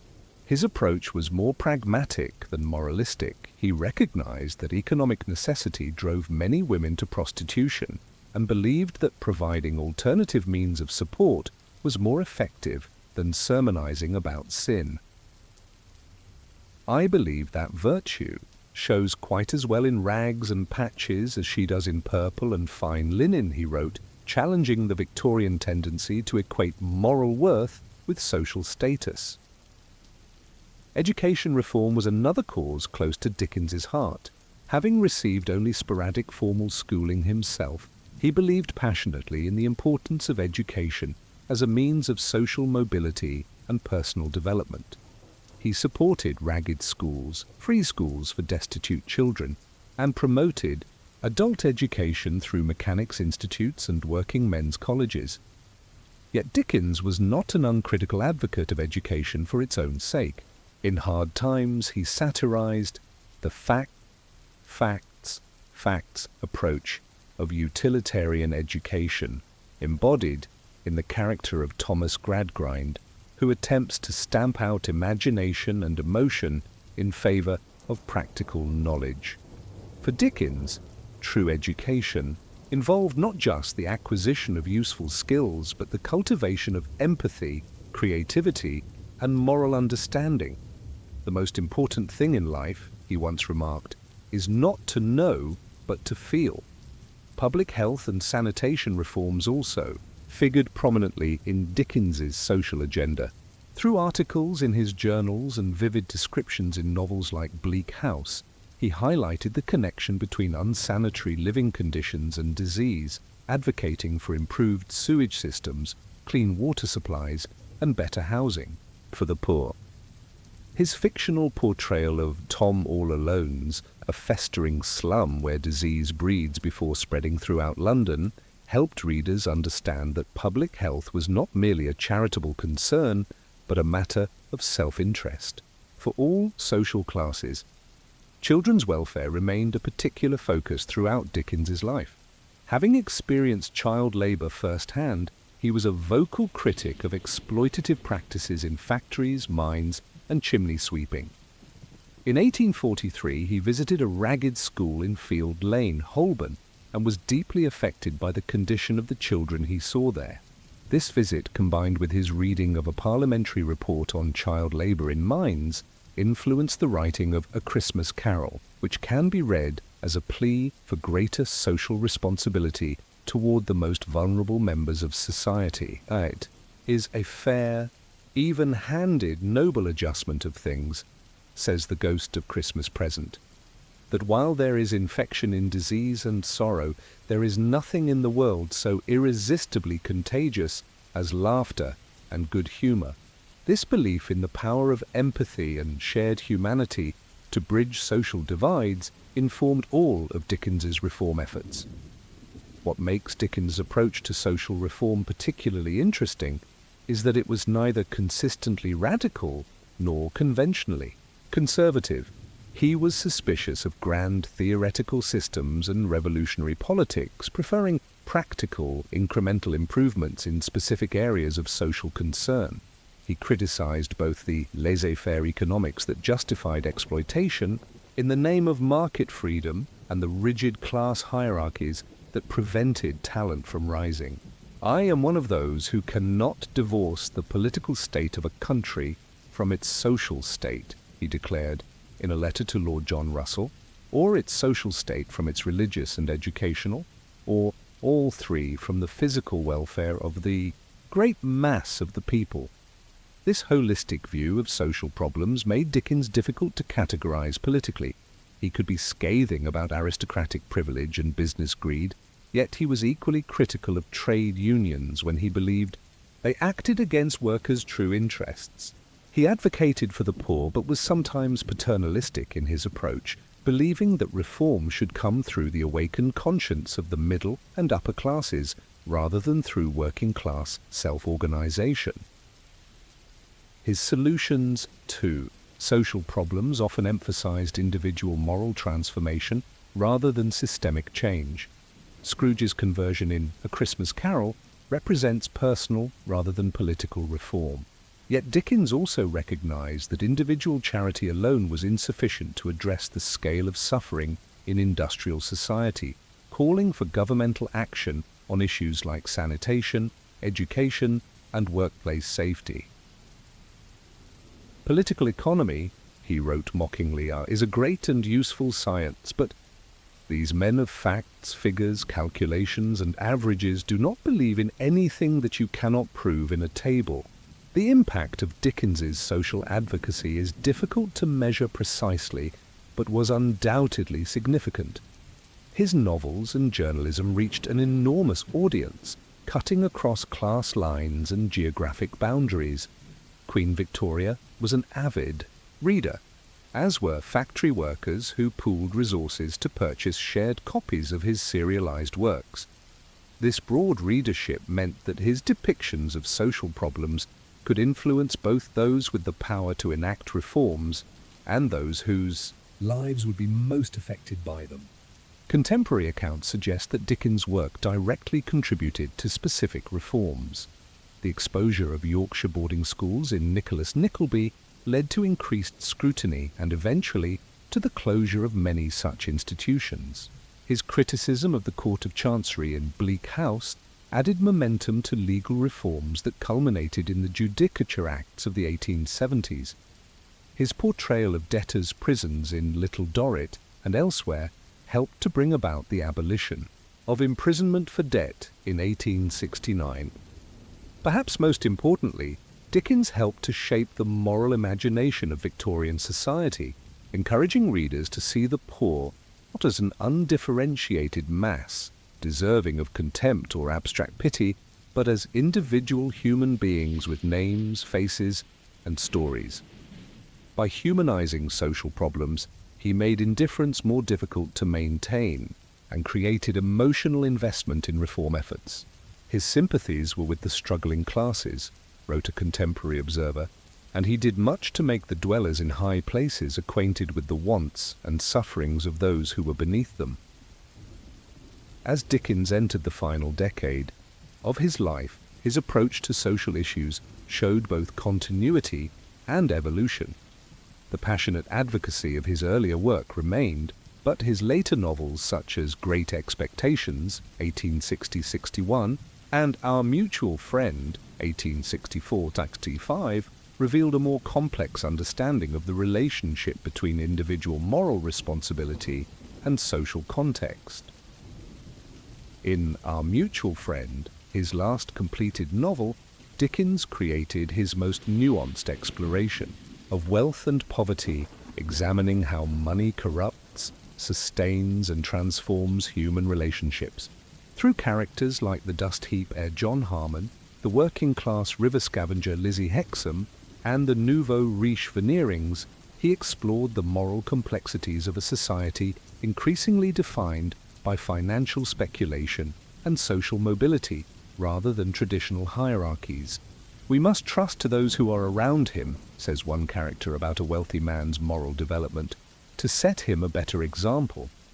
When Charles Dickens died in 1870, the outpouring of public grief reflected not just appreciation for his literary achievements, but recognition of his role as a social conscience for his era.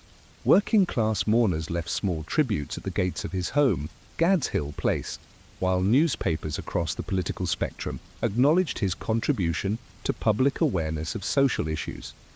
"He was the greatest instructor of the 19th century," declared the Times, while a more radical publication noted that the poor lost a champion in his passing.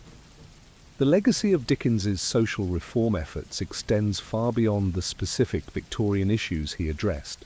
His fundamental insight that literature can serve as a powerful tool for awakening moral imagination and empathy continues to inspire writers and activists. His technique of using individual human stories to illuminate broader social problems remains a staple of advocacy journalism and documentary filmmaking. His belief that society has a collective responsibility for its most vulnerable members challenges the individualistic ethos of modern capitalism. As morning light finally filled the streets of London on those early walks that Dickens so often took, he would sometimes encounter the very people whose lives he sought to improve through his writing. The factory workers beginning their long day, the street vendors setting up their stalls, the children seeking odd jobs to earn a few pennies for bread. If they recognized the famous author in their midst, they might have touched their caps or offered a word of greeting, unaware perhaps of how deeply their struggles had touched him, or how effectively he had translated their experiences into stories that would move a nation to tears, to laughter, and occasionally to action. The voice that Dickens lent to the voiceless continues to echo, reminding us that behind every social statistic lies a human story, and that true progress is measured not in economic indicators, but in the quality of life experienced by those with the least power and privilege. In this sense, the social reformer who walked London's darkest streets before dawn continues his work long after the man himself has returned to dust. The fog crept silently through London streets, curling around lamp-post and chimney-pot, dissolving the sharp edges of buildings and casting a yellow shroud over the city's perpetual activity. It was the kind of fog that Charles Dickens described, with unparalleled precision in the opening pages of Bleak House. Fog everywhere, infiltrating homes, clinging to the rigging of ships on the Thames, obscuring landmarks and blending all social distinctions in its democratic embrace. Fog on the Essex marshes, fog on the Kentish heights, he wrote. Gas looming through the fog, in divers places in the streets, much as the sun may, from the spongy fields, be seen to loom by husbandman and ploughboy. Most of the shops lighted 2 hours before their time, as the gas seems to know, for it has a haggard and unwilling look. This evocative passage captures not just atmospheric conditions, but Dickens' intimate relationship with London itself. A city he knew better, perhaps, than any other writer before or since. From the grand thoroughfares of the West End to the meanest alleys of Seven Dials, from the elegant terraces of Regent's Park to the squalid hovels along the river, Dickens absorbed London into his consciousness, making it not merely the setting for his fiction, but almost a living character in its own right. "I cannot express how much I love the place," he confessed, in a letter about the city that was simultaneously his inspiration and his obsession. That love was complex, encompassing both profound attachment and critical scrutiny, much like his feelings for a temperamental but beloved family member. The London of Dickens's lifetime was a city in the throes of unprecedented transformation. When he was born in 1812, it was already the largest metropolis in Europe, with a population approaching 1 million. By the time of his death in 1870, that number had more than doubled, fueled by industrialization, migration from rural areas, and the expansion of Britain's imperial reach. The physical fabric of the city changed dramatically during these decades. Ancient neighborhoods were demolished to make way for railway lines, new bridges spanned the Thames, and suburbs sprawled outward as transportation improved. This rapid evolution created an urban environment of extraordinary contrasts, magnificent new government buildings rising near medieval slums, gas-lit shopping arcades adjacent to pestilential courts where typhoid was endemic, horse-drawn omnibuses navigating streets still thronged with pedestrians and street vendors. It was a city simultaneously ancient and modern, traditional and revolutionary, the center of global commerce and the home of desperate poverty. For Dickens, London began as a place of both wonder and trauma.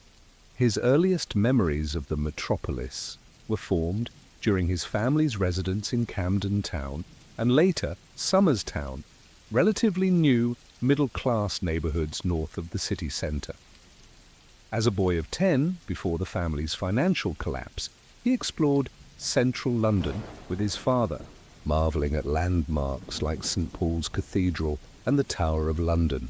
"I have often been in the heart of London, that great pace, more than 3 hours and a half walking about the streets without ever once sitting down," young Charles wrote to a cousin, already displaying the restless energy and fascination with urban exploration that would characterize his adult life.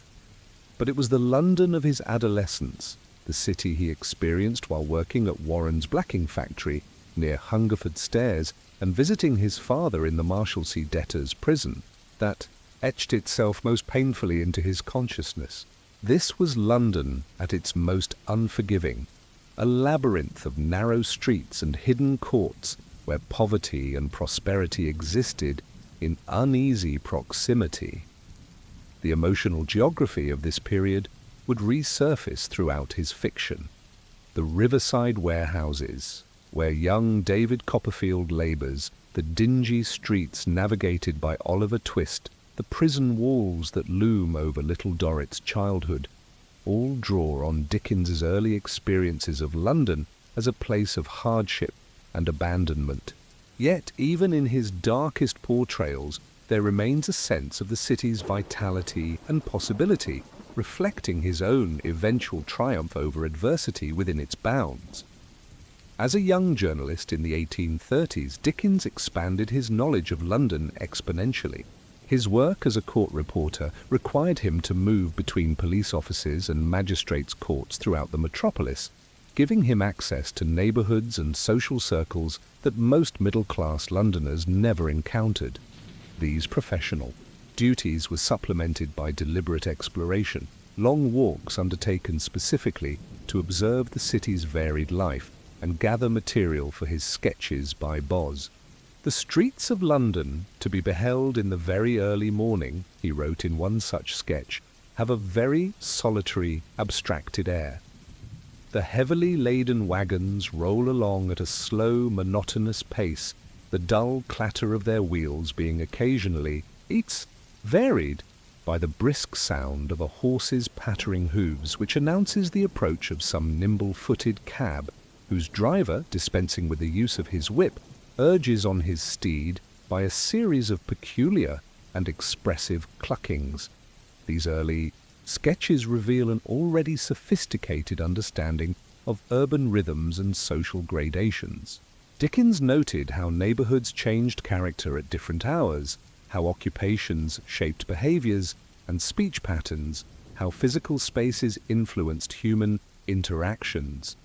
This urban literacy would deepen as his career progressed, allowing him to use London itself as a complex metaphor for the social and moral conditions he sought to explore in his fiction. By the time Dickens began writing novels, his relationship with London had transformed from that of the observer to the interpreter. In Oliver Twist, his second novel but his first to use London extensively as a setting, he guided readers through urban territories few of them would have visited personally: the thieves' kitchens of Saffron Hill, the Warren-like alleys of Jacob's Island, the flash houses where criminals gathered to divide their spoils. The London of Oliver Twist is a moral labyrinth as well as a physical one, where innocence is constantly threatened by corruption, where light struggles against darkness, where the boundaries between respectable society and the criminal underworld prove permeable. This symbolic use of urban geography would become increasingly sophisticated in Dickens' later novels, culminating in works like Bleak House and Our Mutual Friend, where the city's physical layout serves as a complex diagram of social and spiritual conditions. Dickens's mature vision of London is perhaps most fully realized in Bleak House, where the city becomes a vast, interconnected system in which the actions and circumstances of characters from all social strata inevitably affect one another. From the aristocratic Lady Dedlock to the homeless street sweeper Joe, from the fashionable Mayfair to the festering slum of Tom All Alone's, the novel depicts London as a single organism, diseased in many parts but functioning as a whole. "What connection can there be," asks the narrator, "between the place in Lincolnshire, the house in town, the mercury in powder, and the whereabouts of Joe the outlaw with the broom?" The answer unfolds throughout the novel, revealing how infection, both literal and metaphorical, travels across the social barriers that Londoners attempted to erect between themselves.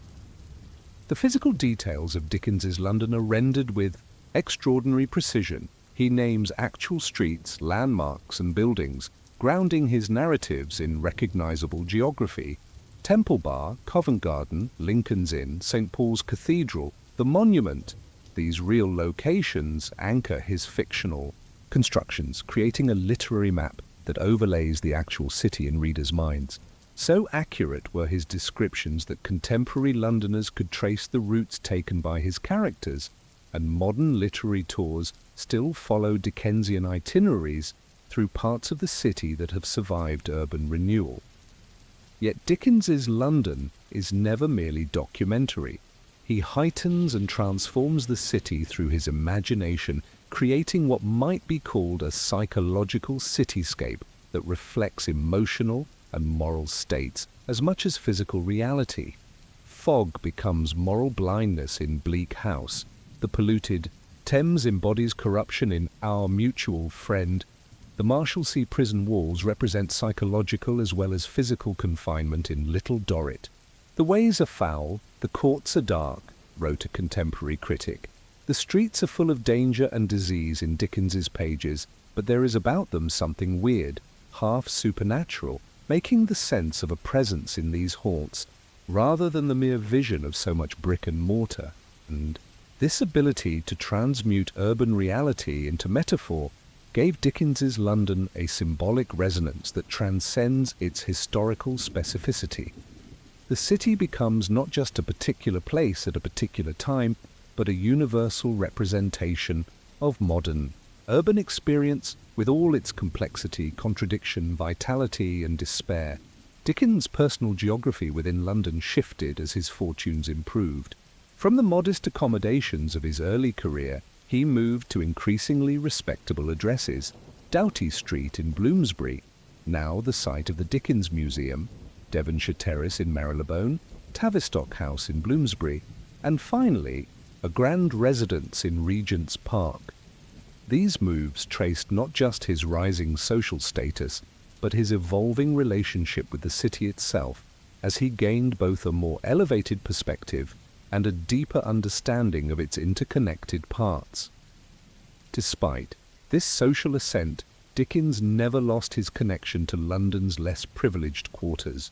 Throughout his life, he maintained the habit of walking extensively through all areas of the metropolis, often at night, and in neighbourhoods where a gentleman of his stature might not have been expected to venture. These walks served multiple purposes: exercise for his restless energy, research for his writing, relief from domestic tensions, and perhaps a way of maintaining contact with the less fortunate city dwellers whose advocate he had become. "I am both a town traveller and a country traveller, and am always on the road," he once remarked. "Figuratively speaking, I travel for the great house of human interest brothers, and have rather a large connection in the fancy goods way." Dickens's nocturnal rambles became legendary among his contemporaries, who marvelled at his apparent fearlessness in exploring London's darkest corners. He would walk for hours, sometimes covering 20 miles or more, returning home in the early morning hours with fresh observations and renewed creative energy. These explorations contributed to the extraordinary range and accuracy of his urban portrayals, allowing him to depict with equal authority the gentleman's club, the thieves' den, the middle-class parlour, and the dockside tavern. Beyond these solitary walks, Dickens engaged with London through numerous social and professional networks. As editor of popular periodicals, he maintained an office at Wellington Street near the Strand, a central location that placed him at the heart of London's publishing world. He frequented theatres and gentlemen's clubs, particularly the Garrick Club, where he socialised with other literary and artistic figures. He participated in charitable organisations addressing urban poverty and served on committees related to public health and sanitation.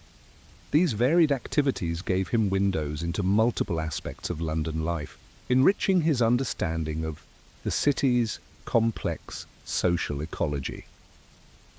Unlike many of his contemporary novelists who drew primarily on their own social circle for material, Dickens could move between worlds with remarkable facility, gathering impressions from across the urban spectrum.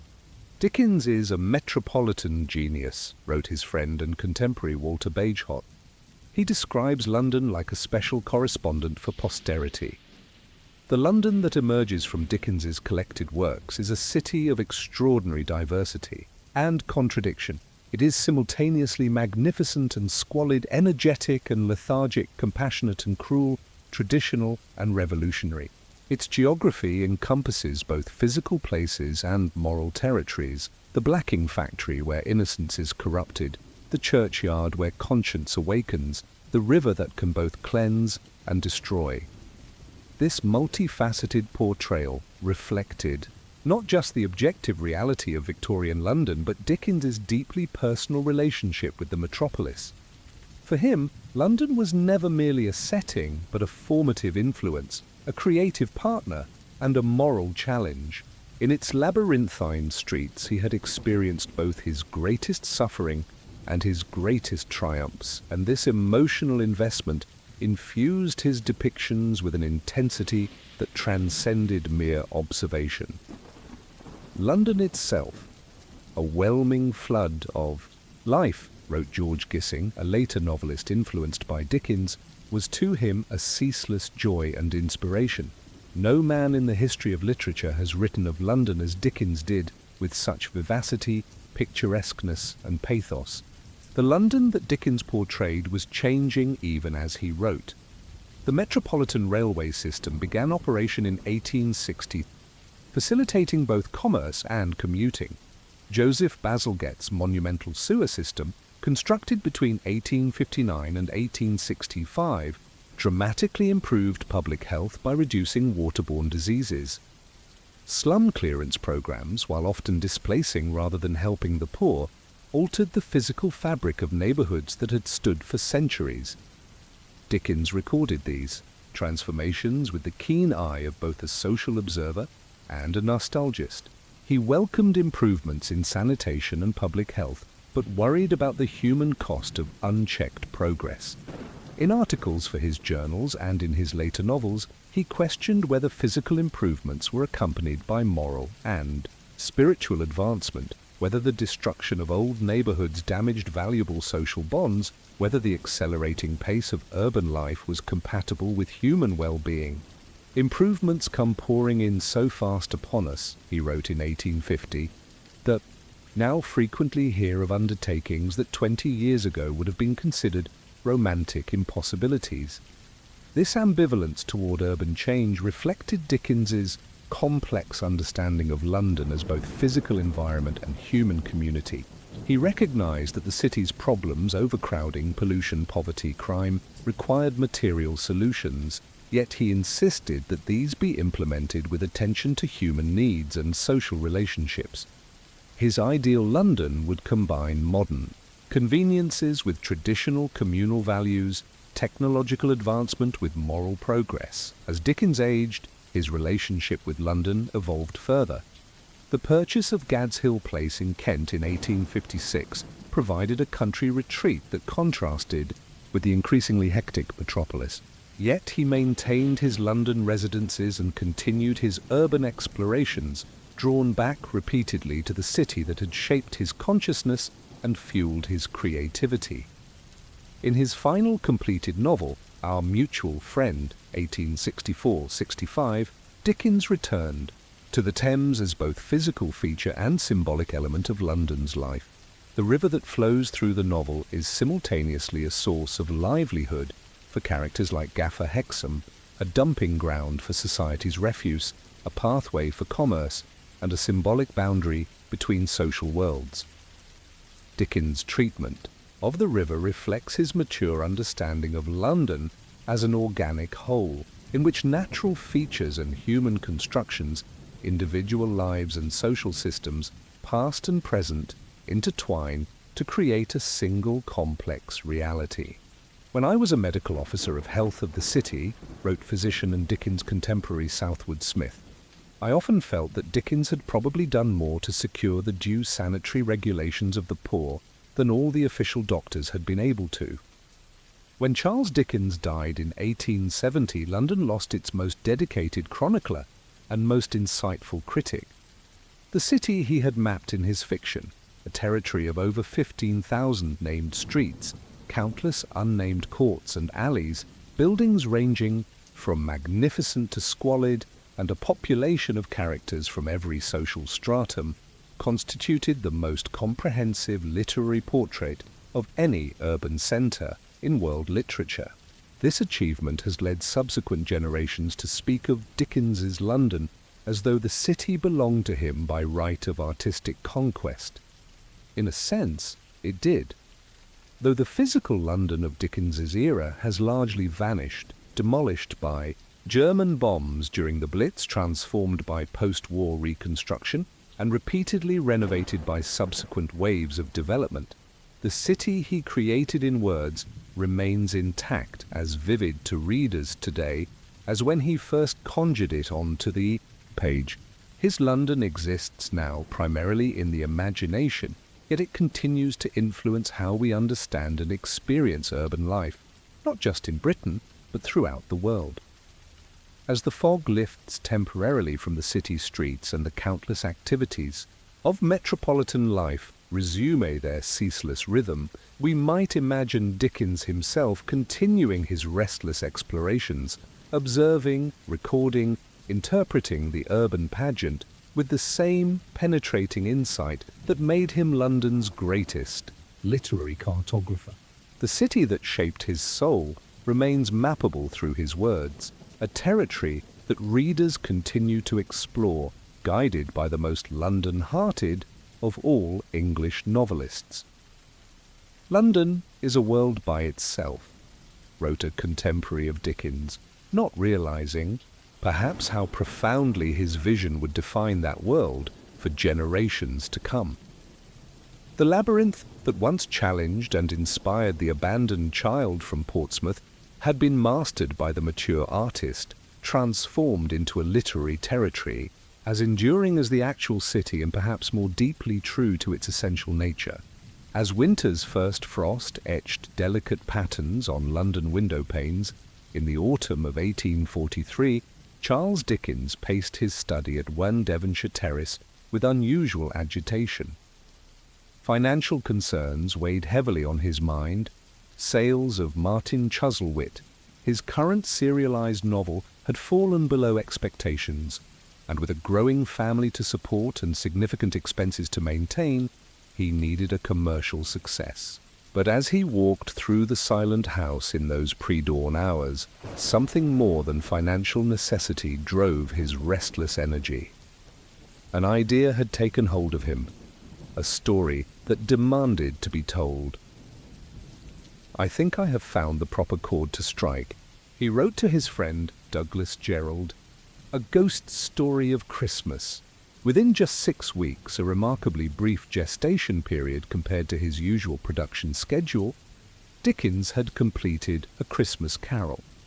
Published on December 19, 1843, the slender volume with its gold-stamped cover and hand-coloured illustrations by John Leech would not only resolve its author's immediate financial concerns, but would permanently transform the celebration of Christmas throughout the English-speaking world. The cultural impact of this little carol, as Dickens affectionately called it, stands as one of the most remarkable literary phenomena of the modern era. More than 175 years after its publication, the story of Ebenezer Scrooge's spiritual transformation under the guidance of 3 Christmas ghosts remains an essential part of holiday traditions, adapted countless times for stage, screen, radio, and every other imaginable medium. The very phrase "Merry Christmas," though not invented by Dickens, gained widespread popularity through the carol's influence, while Scrooge's name has entered the lexicon as shorthand for miserliness and, its opposite, generous festive spirit. "Who is it that can tell me who I am?" asks a character in Shakespeare's King Lear. For generations of holiday celebrants, the answer has increasingly been Charles Dickens. The Christmas traditions we now take for granted, the family gathering, the festive meal, the emphasis on charity and goodwill, even certain menu items like turkey and plum pudding, all bear the stamp of Dickens's influence.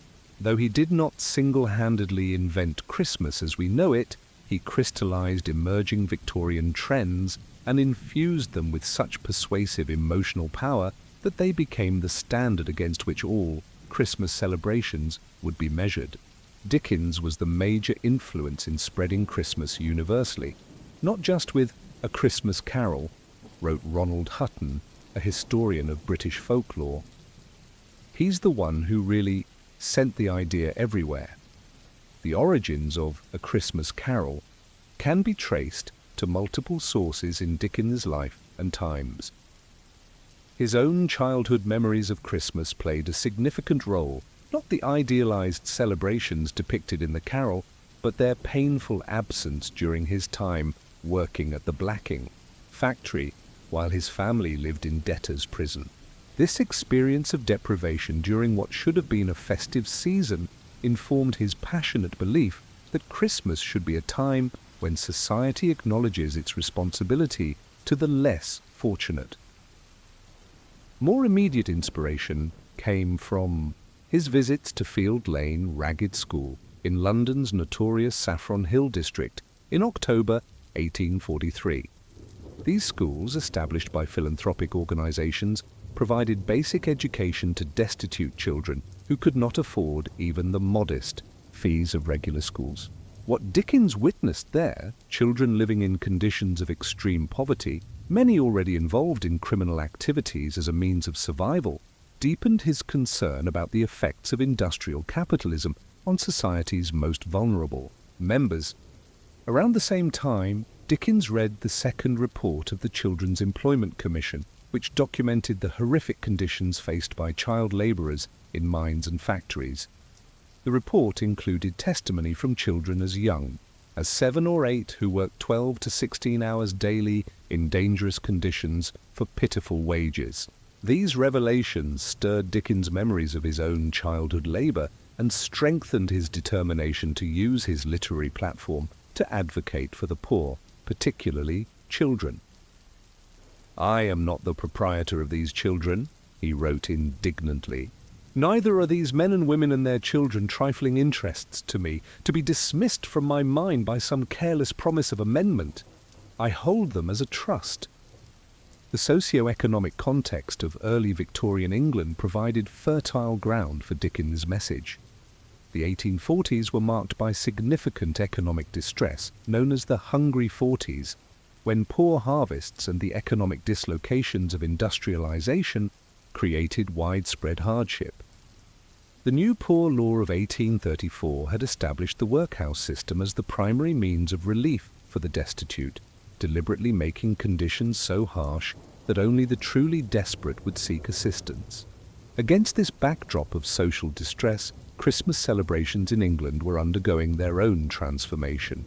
The holiday had experienced a period of decline following the Puritan Revolution of the 17th century, when Cromwell's government had banned Christmas festivities as pagan and popish.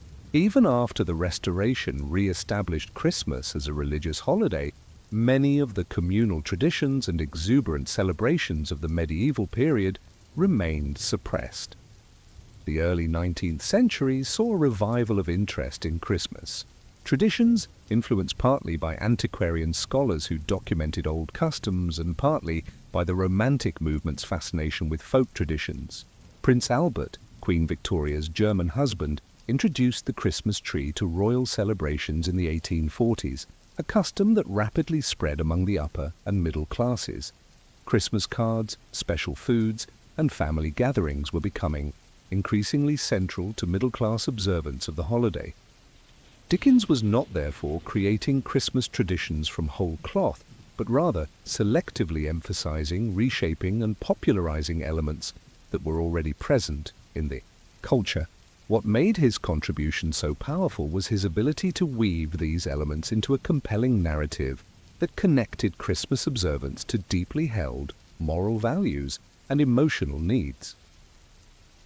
I have endeavored in this ghostly little book, Dickens wrote in the preface to the first edition, to raise the ghost of an idea which shall not put my readers out of humour with themselves, with each other, with the season, or with me.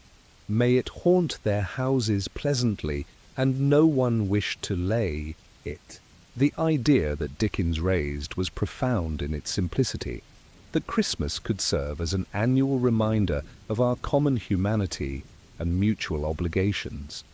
Through the character of Scrooge, the quintessential isolate who has severed all human connections in pursuit of wealth, Dickens dramatized the spiritual poverty that results from privileging economic self-interest over human relationships. Scrooge's transformation under the guidance of the three spirits represents not just personal redemption, but a model for social redemption. "Business!" exclaims Marley's ghost. "Mankind was my business. The common welfare was my business.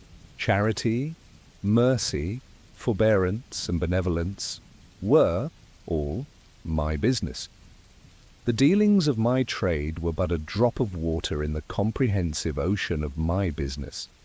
This reframing of business as human relationship rather than mere economic transaction struck at the heart of Victorian political economy, challenging the notion that self-interest alone would produce the greatest social good. By setting his parable at Christmas, Dickens leveraged the emotional power of the season to make his social critique more palatable and persuasive. The narrative structure of A Christmas Carol draws on ancient winter solstice traditions of ghostly visitation and moral reckoning. The spirits that visit Scrooge, the ghosts of Christmas past, present, and yet to come, represent memory, immediate experience, and anticipation, the three temporal dimensions through which humans make meaning of their lives. By journeying with these spirits, Scrooge is forced to reintegrate these dimensions, reconnecting with his own past, engaging fully with the present moment, and confronting the consequences of his choices for the future. This temporal journey has strong religious parallels, particularly with the Christian emphasis on remembrance, incarnation, and judgment.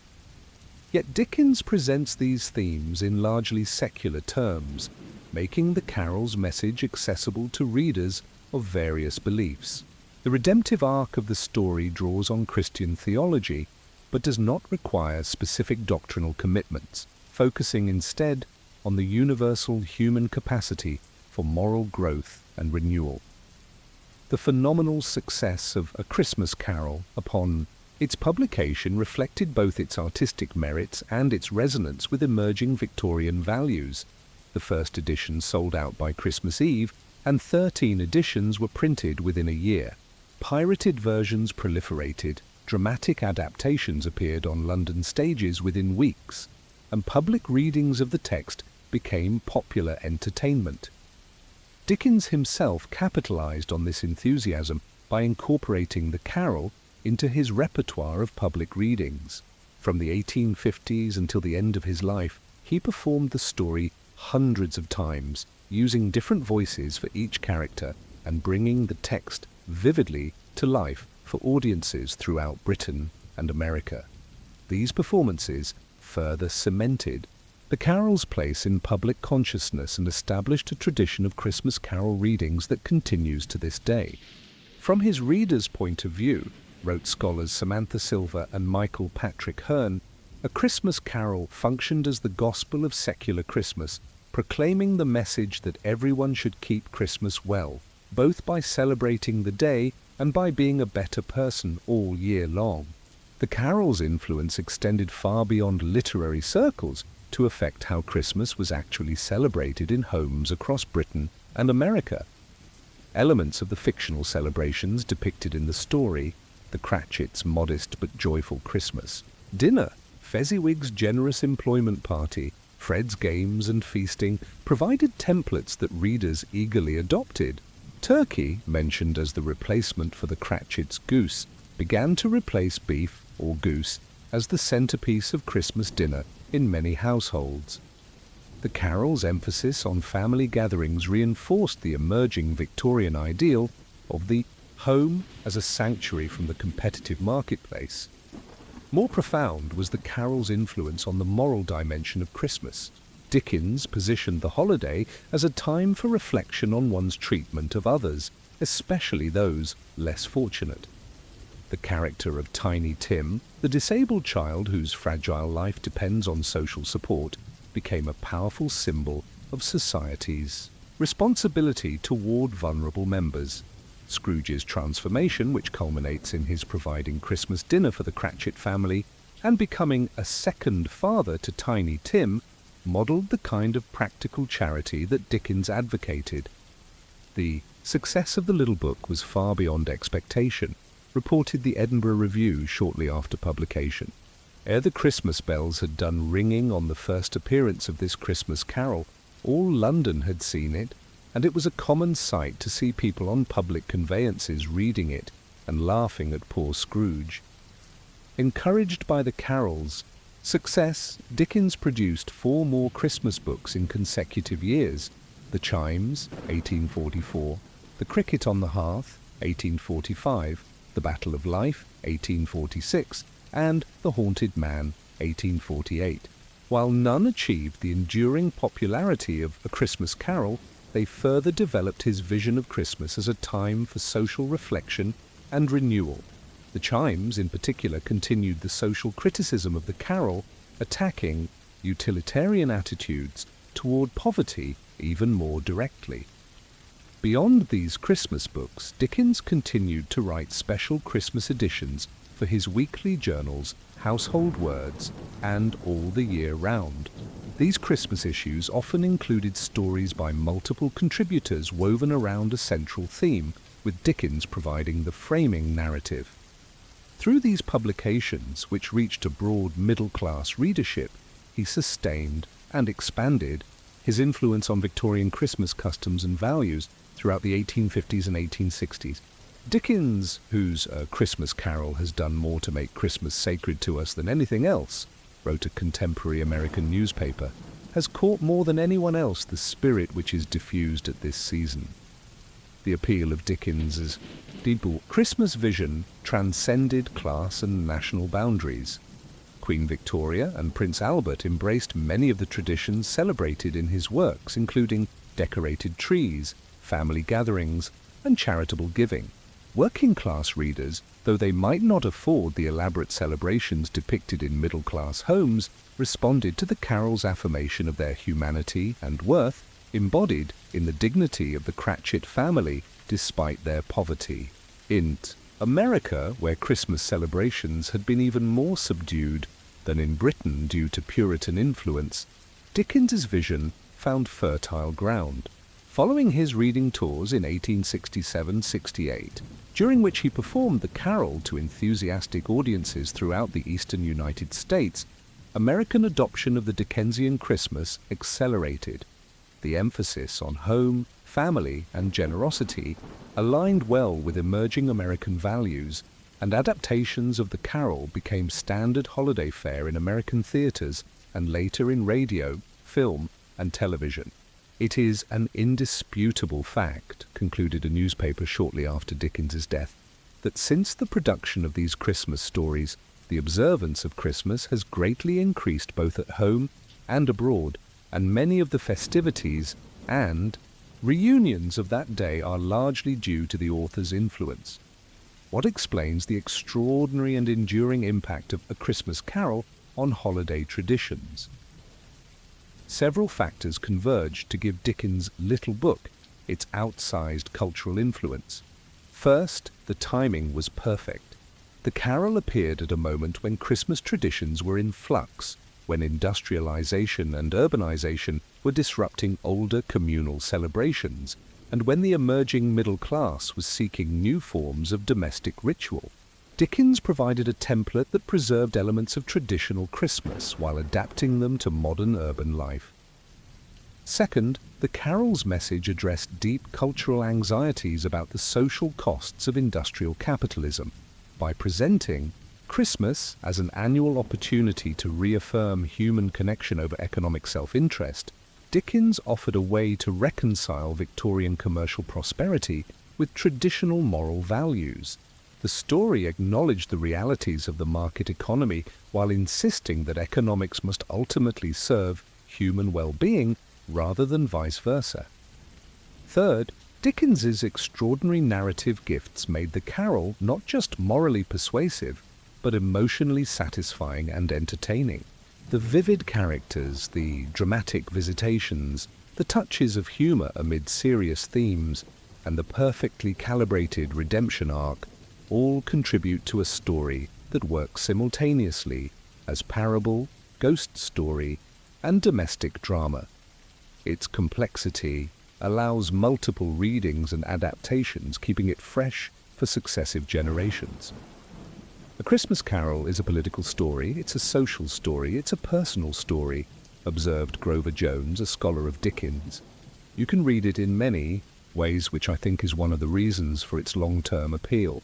The carol's influence extended beyond the specifics of Christmas celebration to shape broader cultural attitudes toward charity, social responsibility, and economic ethics. The transformation of Scrooge from miserly isolate to generous community member offered a model of moral reformation that did not require radical political change, but rather a change of heart within existing social structures. This approach appealed to middle-class Victorians who were troubled by growing inequality but wary of revolutionary solutions. Dickens followed the carol with other works that further developed his vision of Christmas as a time for social reflection and renewal. The Chimes, published the following year, presented an even more pointed critique of utilitarian attitudes toward poverty, directly attacking those who blamed the poor for their own suffering. The Cricket on the Hearth celebrated domestic virtues and the importance of home, themes central to Victorian Christmas ideals. As his career progressed, Dickens continued to write Christmas stories for the special holiday issues of his weekly journals Household Words and later All the Year Round.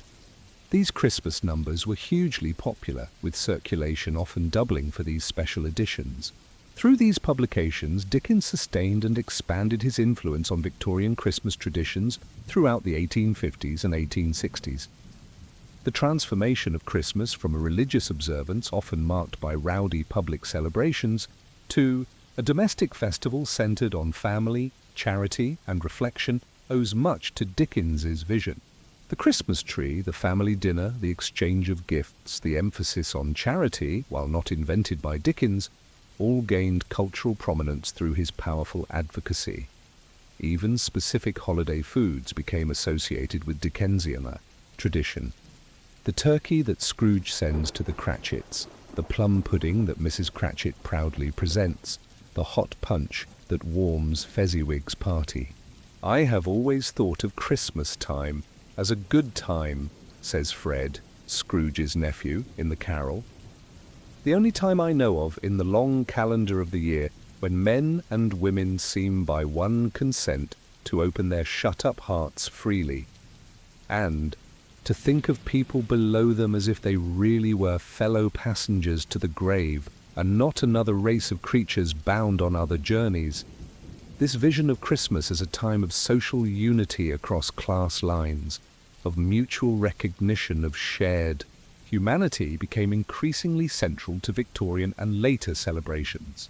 The ritual exchange of Christmas cards, the giving of gifts to children, the donation of food and necessities to the poor, all reinforced the carol's message that Christmas should be marked by generosity and inclusivity rather than competition and exclusion. When Charles Dickens died in 1870, obituaries frequently mentioned his Christmas writings as among his most significant contributions.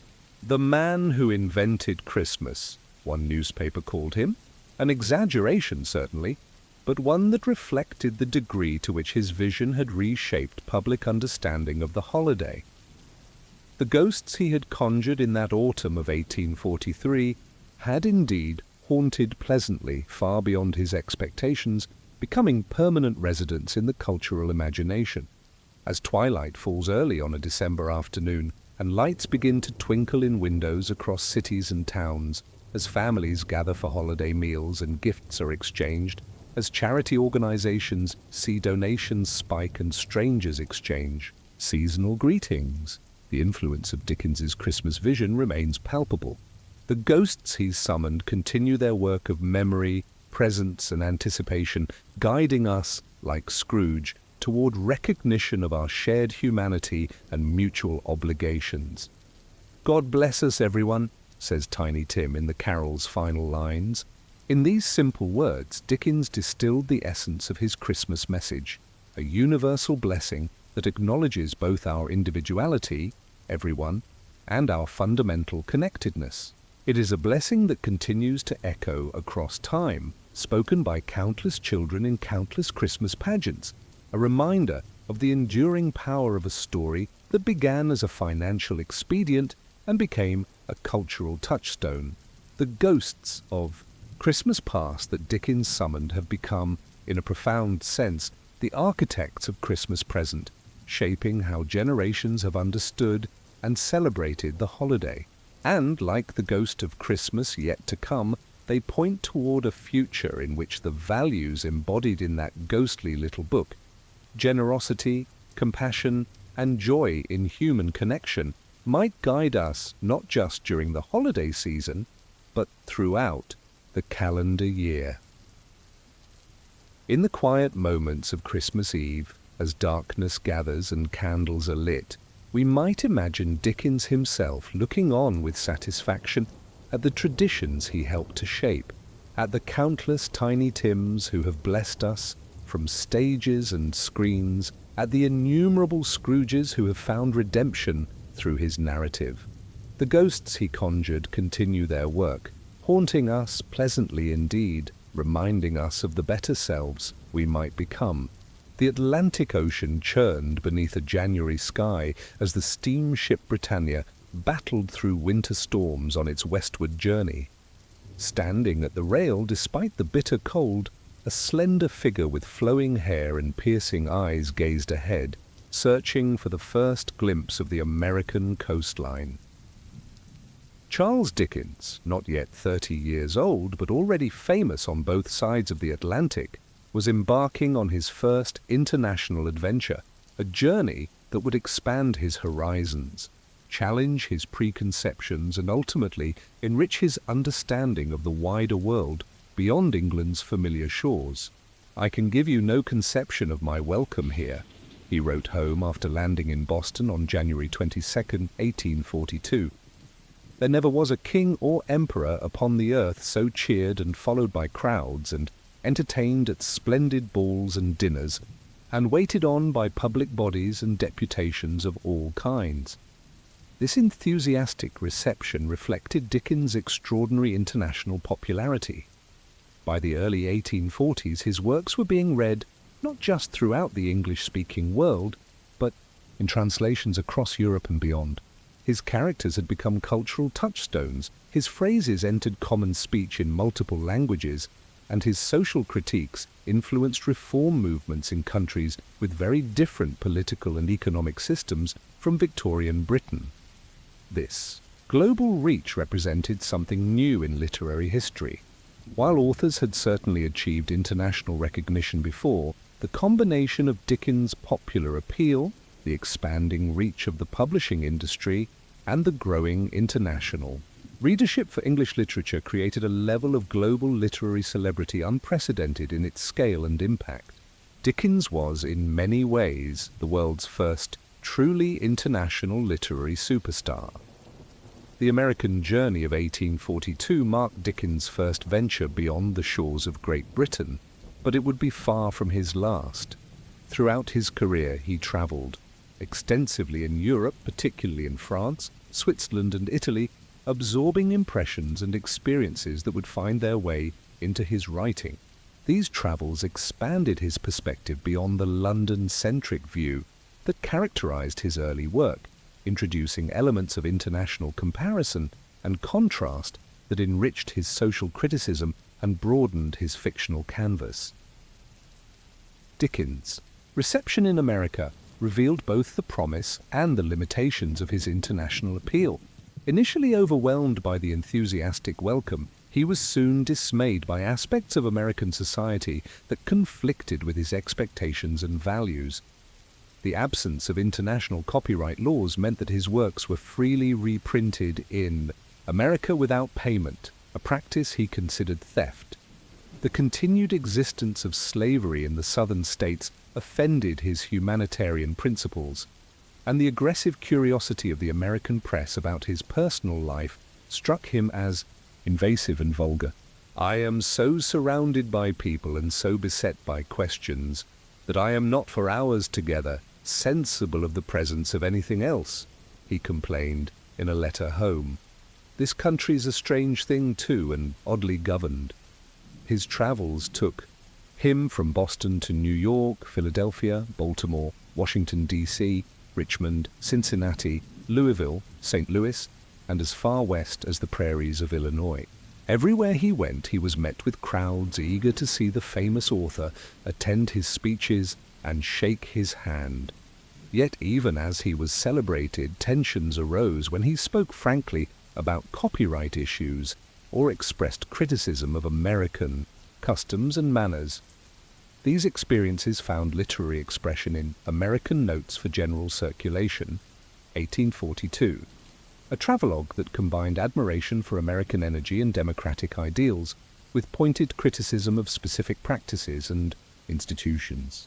While acknowledging the potential of the young republic, Dickens did not hesitate to condemn what he saw as its failings, particularly the iniquitous institution of slavery and the sensationalist tendencies of its newspapers.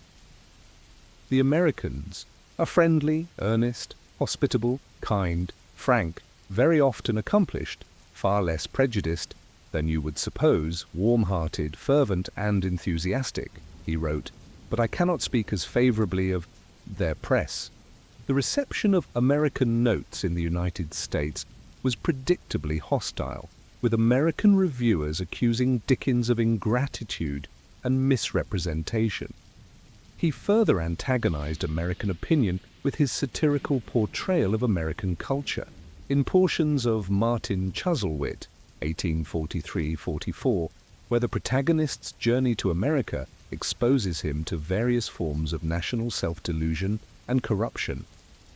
Yet despite these tensions, Dickens' works continued to be widely read and adapted in America.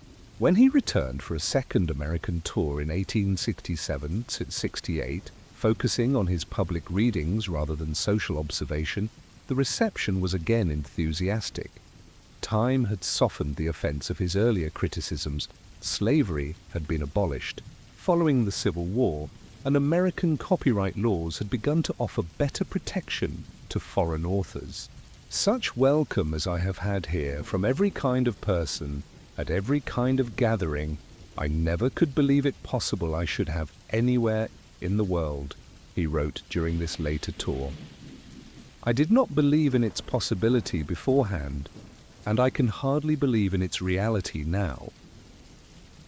This reconciliation with American audiences demonstrated Dickens's capacity to transcend national differences through the universal appeal of his characters and themes. Despite cultural specificities and occasional friction over particular issues, readers across the Atlantic found in his work a vision of humanity that spoke to their own experiences and concerns. Dickens' engagement with continental Europe was less contentious but equally significant for his literary development. He first visited France in 1844, spending time in Paris and other regions, and returned repeatedly throughout his life. The French capital, with its boulevards and cafes, its theatres and restaurants, its social contrasts and revolutionary history, fascinated him as a different model of urban life from London's more chaotic growth. In Paris you learn to know your neighbours, he observed, comparing French apartment living to English preference for detached homes. In London, you learn to avoid your neighbours.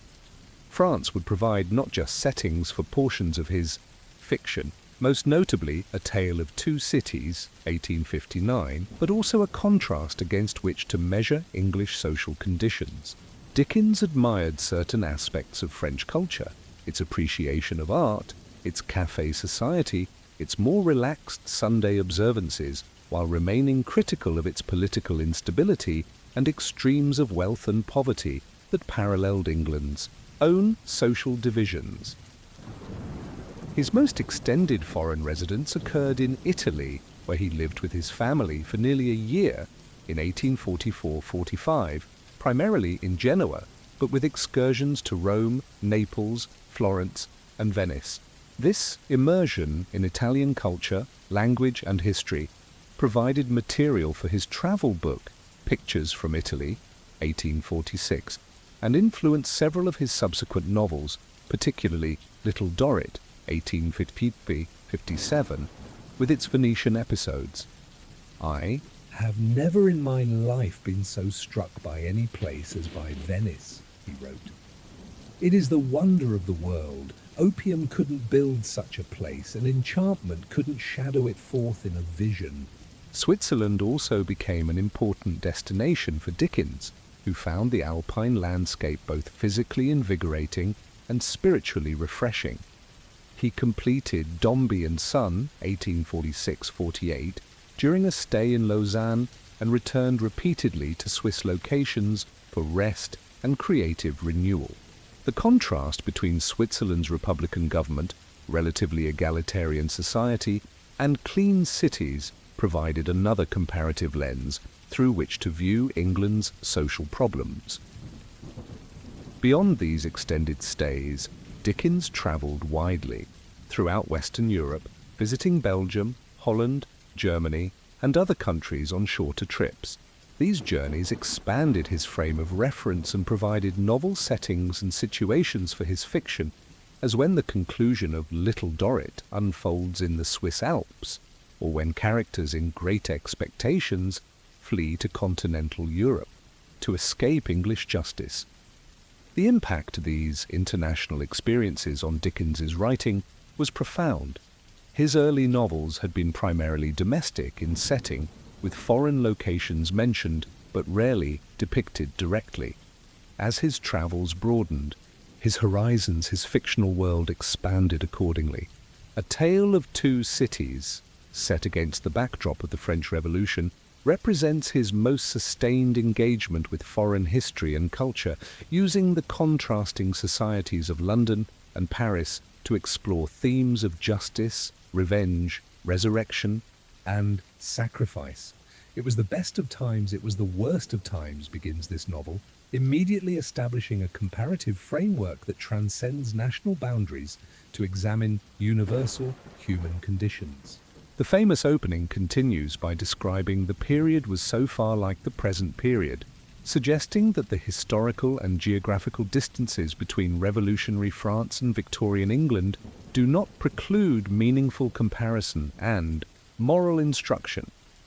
Beyond providing settings and historical contexts, Dickens's international experiences influenced his social criticism by offering alternative models against which to measure English institutions and practices. When he observed cleaner cities in Switzerland or different approaches to poverty in Italy or America's democratic institutions, despite their flaws, he gained perspective on aspects of English society that might otherwise have seemed inevitable or natural. Travel, in the younger sort, is a part of education, wrote Francis Bacon. In the elder, a part of experience. For Dickens, foreign travel served both functions, educating him about different cultures and social systems, while providing experiences that deepened his understanding of human nature across cultural boundaries. The international dimension of Dickens's literary career extended beyond his personal travels to encompass the global reception and influence of his work. During his lifetime, his novels were translated into most major European languages and many minor ones, often appearing shortly after their English publication. French, German, Russian, Italian, Dutch, Danish, Swedish, Spanish, Portuguese, Hungarian, and other translations ensured that his vision reached readers throughout Europe and beyond. This translation history raises fascinating questions about how Dickens's distinctively English voice, with its linguistic playfulness, cultural specificities, and social references, travelled across linguistic and cultural boundaries. Some elements inevitably lost their particular flavour in translation. The names that so perfectly captured character traits in English, Gradgrind, Micawber, Pickwick, became mere labels in other languages. Yet the fundamental human themes, the vivid characterizations and the moral vision remained compelling even when filtered through the lens of translation.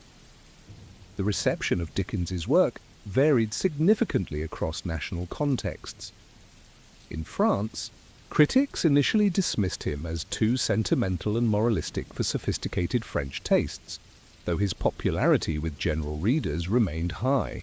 The great French novelist Gustave Flaubert complained that Dickens' characters were all extraordinary from birth, locking themselves up, committing suicide, apostrophizing the moon, shining like the sun, not at all simple as in real life. Yet, other French writers, including Victor Hugo and Émile Zola, acknowledged Dickens' influence, particularly in his urban portraiture and social criticism. French adaptations of his works appeared regularly on Parisian stages, and special editions of his novels were published for French schoolchildren, suggesting a gradual incorporation into French cultural consciousness despite initial critical resistance. In Russia, Dickens found an especially receptive audience, both among general readers and among the great Russian novelists of the 19th century. Fyodor Dostoevsky acknowledged Dickens as a significant influence, particularly in his portrayal of children and the poor. Leo Tolstoy included Dickens in his circle of most admired writers, and elements of Dickensian characterization can be detected in his own panoramic social novels. "All of Dickens's characters are my personal friends," wrote Dostoevsky. "I am constantly encountering them in my life." This Russian embrace of Dickens reflected shared concerns about social inequality, the effects of rapid modernization on traditional communities, and the moral responsibilities of literature. Despite the significant differences between Victorian England and Tsarist Russia, readers and writers in both countries were grappling with similar questions about how to reconcile economic development with human welfare, how to address the suffering of the poor, and how traditional moral frameworks could adapt to changing social conditions. In Germany, Dickens's reception was complicated by competing literary traditions and changing political circumstances. During the early Victorian period, Germany was not yet a unified nation but a collection of states with varying approaches to literature and politics. Some German critics appreciated Dickens' humor and characterization, while others found his work too emotional and insufficiently intellectual for German tastes. Nevertheless, German translations appeared regularly, and Dickens gained a substantial readership, particularly among the growing middle classes. His influence can be detected in the works of German realist writers like Theodor Fontane, who shared Dickens' interest in urban life and social critique, though expressed in a more restrained, literary style. Even in more distant cultures, Dickens found readers and advocates. Translations appeared in Japanese, Chinese, and other Asian languages during the late 19th and early 20th centuries, often serving as introductions to Western literary traditions and social concerns. The universality of his themes, family, relationships, the search for identity, the struggle against adversity, the quest for justice, allowed his work to transcend specific cultural contexts and speak to readers with very different backgrounds and expectations. "To understand Dickens is to understand England," wrote a Japanese critic in the early 20th century, suggesting that his work served as cultural ambassadors, introducing foreign readers not just to his fictional world, but to the realities of English society and values. This international dimension of Dickens's career reflected broader developments in 19th century literary culture, improvements in printing technology, expansion of literacy, development of international copyright agreements, however imperfect, and growing interest in foreign literatures all contributed to the emergence of a more globalized literary marketplace. Dickens both benefited from and helped to shape these developments, becoming one of the first authors whose work could truly be considered world literature. The global reach of Dickens' influence extended beyond literary circles to include social reform movements in various countries.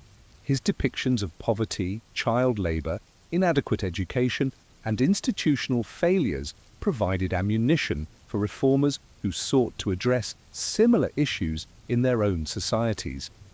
When Japanese reformers campaigned against child labor in the late 19th century, they cited Dickens's portrayal of exploited children. When American progressives pushed for urban sanitation improvements, they referenced the disease-ridden slums of Bleak House. Dickens was a writer who transcended not simply national but class boundaries, observed English critic F.R. Leavis, acknowledging the extraordinary range of his appeal across social as well as geographical divisions. This transnational influence was further amplified by adaptation into other media. Theatrical versions of Dickens' novels appeared throughout Europe and America during his lifetime, often with his direct involvement or approval. After his death, film and later television adaptations brought his stories to audiences who might never read the original novels, extending his cultural impact far beyond the boundaries of print culture. By the time of his second American tour in 1867 to 68, Dickens had become a truly global literary figure, one whose name and works were recognized across continents, whose characters had entered the international cultural lexicon, and whose social vision had influenced reform movements in multiple national contexts. This tour, focused on his dramatic readings rather than social observation, demonstrated both his personal star power and the universal appeal of his literary creations. American audiences flocked to hear him perform scenes from his novels, with tickets selling out months in advance and scalpers charging exorbitant prices for access to the most popular readings. The emotional impact of these performances transcended any lingering political tensions, as audiences wept at the death of Little Nell, laughed at the antics of Mr. Pickwick, and thrilled to the terror of Nancy's murder by Bill Sikes. His readings must be regarded as one of the most remarkable feats of its kind that has ever been achieved, wrote an American newspaper. Never before has a single man standing upon a platform with no accessories of scenery or dress, no aids, from other performers, nothing but his own wonderful genius, so completely carried his hearers with him. This triumphant American tour represented the culmination of Dickens' international career, confirming his status as a writer whose appeal transcended national boundaries and cultural differences. Though physically taxing, he suffered a mild stroke during the tour and returned to England in declining health. The experience validated his belief in the universal aspects of his literary vision. The foreign shores that Dickens visited throughout his career, whether physically through travel or imaginatively through the global reception of his work, expanded the horizons of both the author and his readers. They provided comparative perspectives on English society, introduced new settings and situations into his fictional world, and demonstrated that the fundamental human concerns at the heart of his writing could speak to people across vastly different cultural contexts. As the steamship that carried him back to England after his final American tour disappeared over the horizon, Dickens might have reflected on how far he had travelled, not just physically from the blacking factory boy to the internationally acclaimed author, but intellectually and emotionally from the London-centric perspective of his early work to the more expansive worldview of his mature career.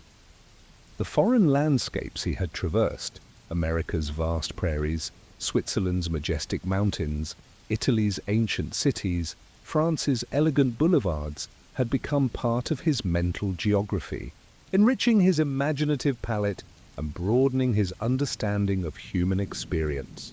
The readers he had encountered across continents, from Boston shopkeepers to Russian aristocrats, from French schoolchildren to German intellectuals, had confirmed that his fundamental message about human dignity and social responsibility could transcend specific cultural contexts. In the final analysis, Dickens' engagement with the world beyond England's borders revealed both the particularities of his English identity and the universality of his human concerns. He remained always profoundly English in his literary voice, his cultural references, and his social preoccupations. Yet the aspects of his work that have ensured its enduring global appeal, his psychologically complex characters, his moral vision, his belief in the possibility of personal and social redemption, speak to fundamental human experiences that transcend national boundaries. The shores he visited may have been foreign, but the emotional and moral territories he explored are common. To all humanity, the landscapes of love and loss, hope and despair, injustice and redemption that define the human condition across all cultures and eras. In mapping these territories with such precision and compassion, Dickens secured not just international celebrity during his lifetime, but a permanent place in world literature that continues to influence readers and writers across global shores he himself never lived to see.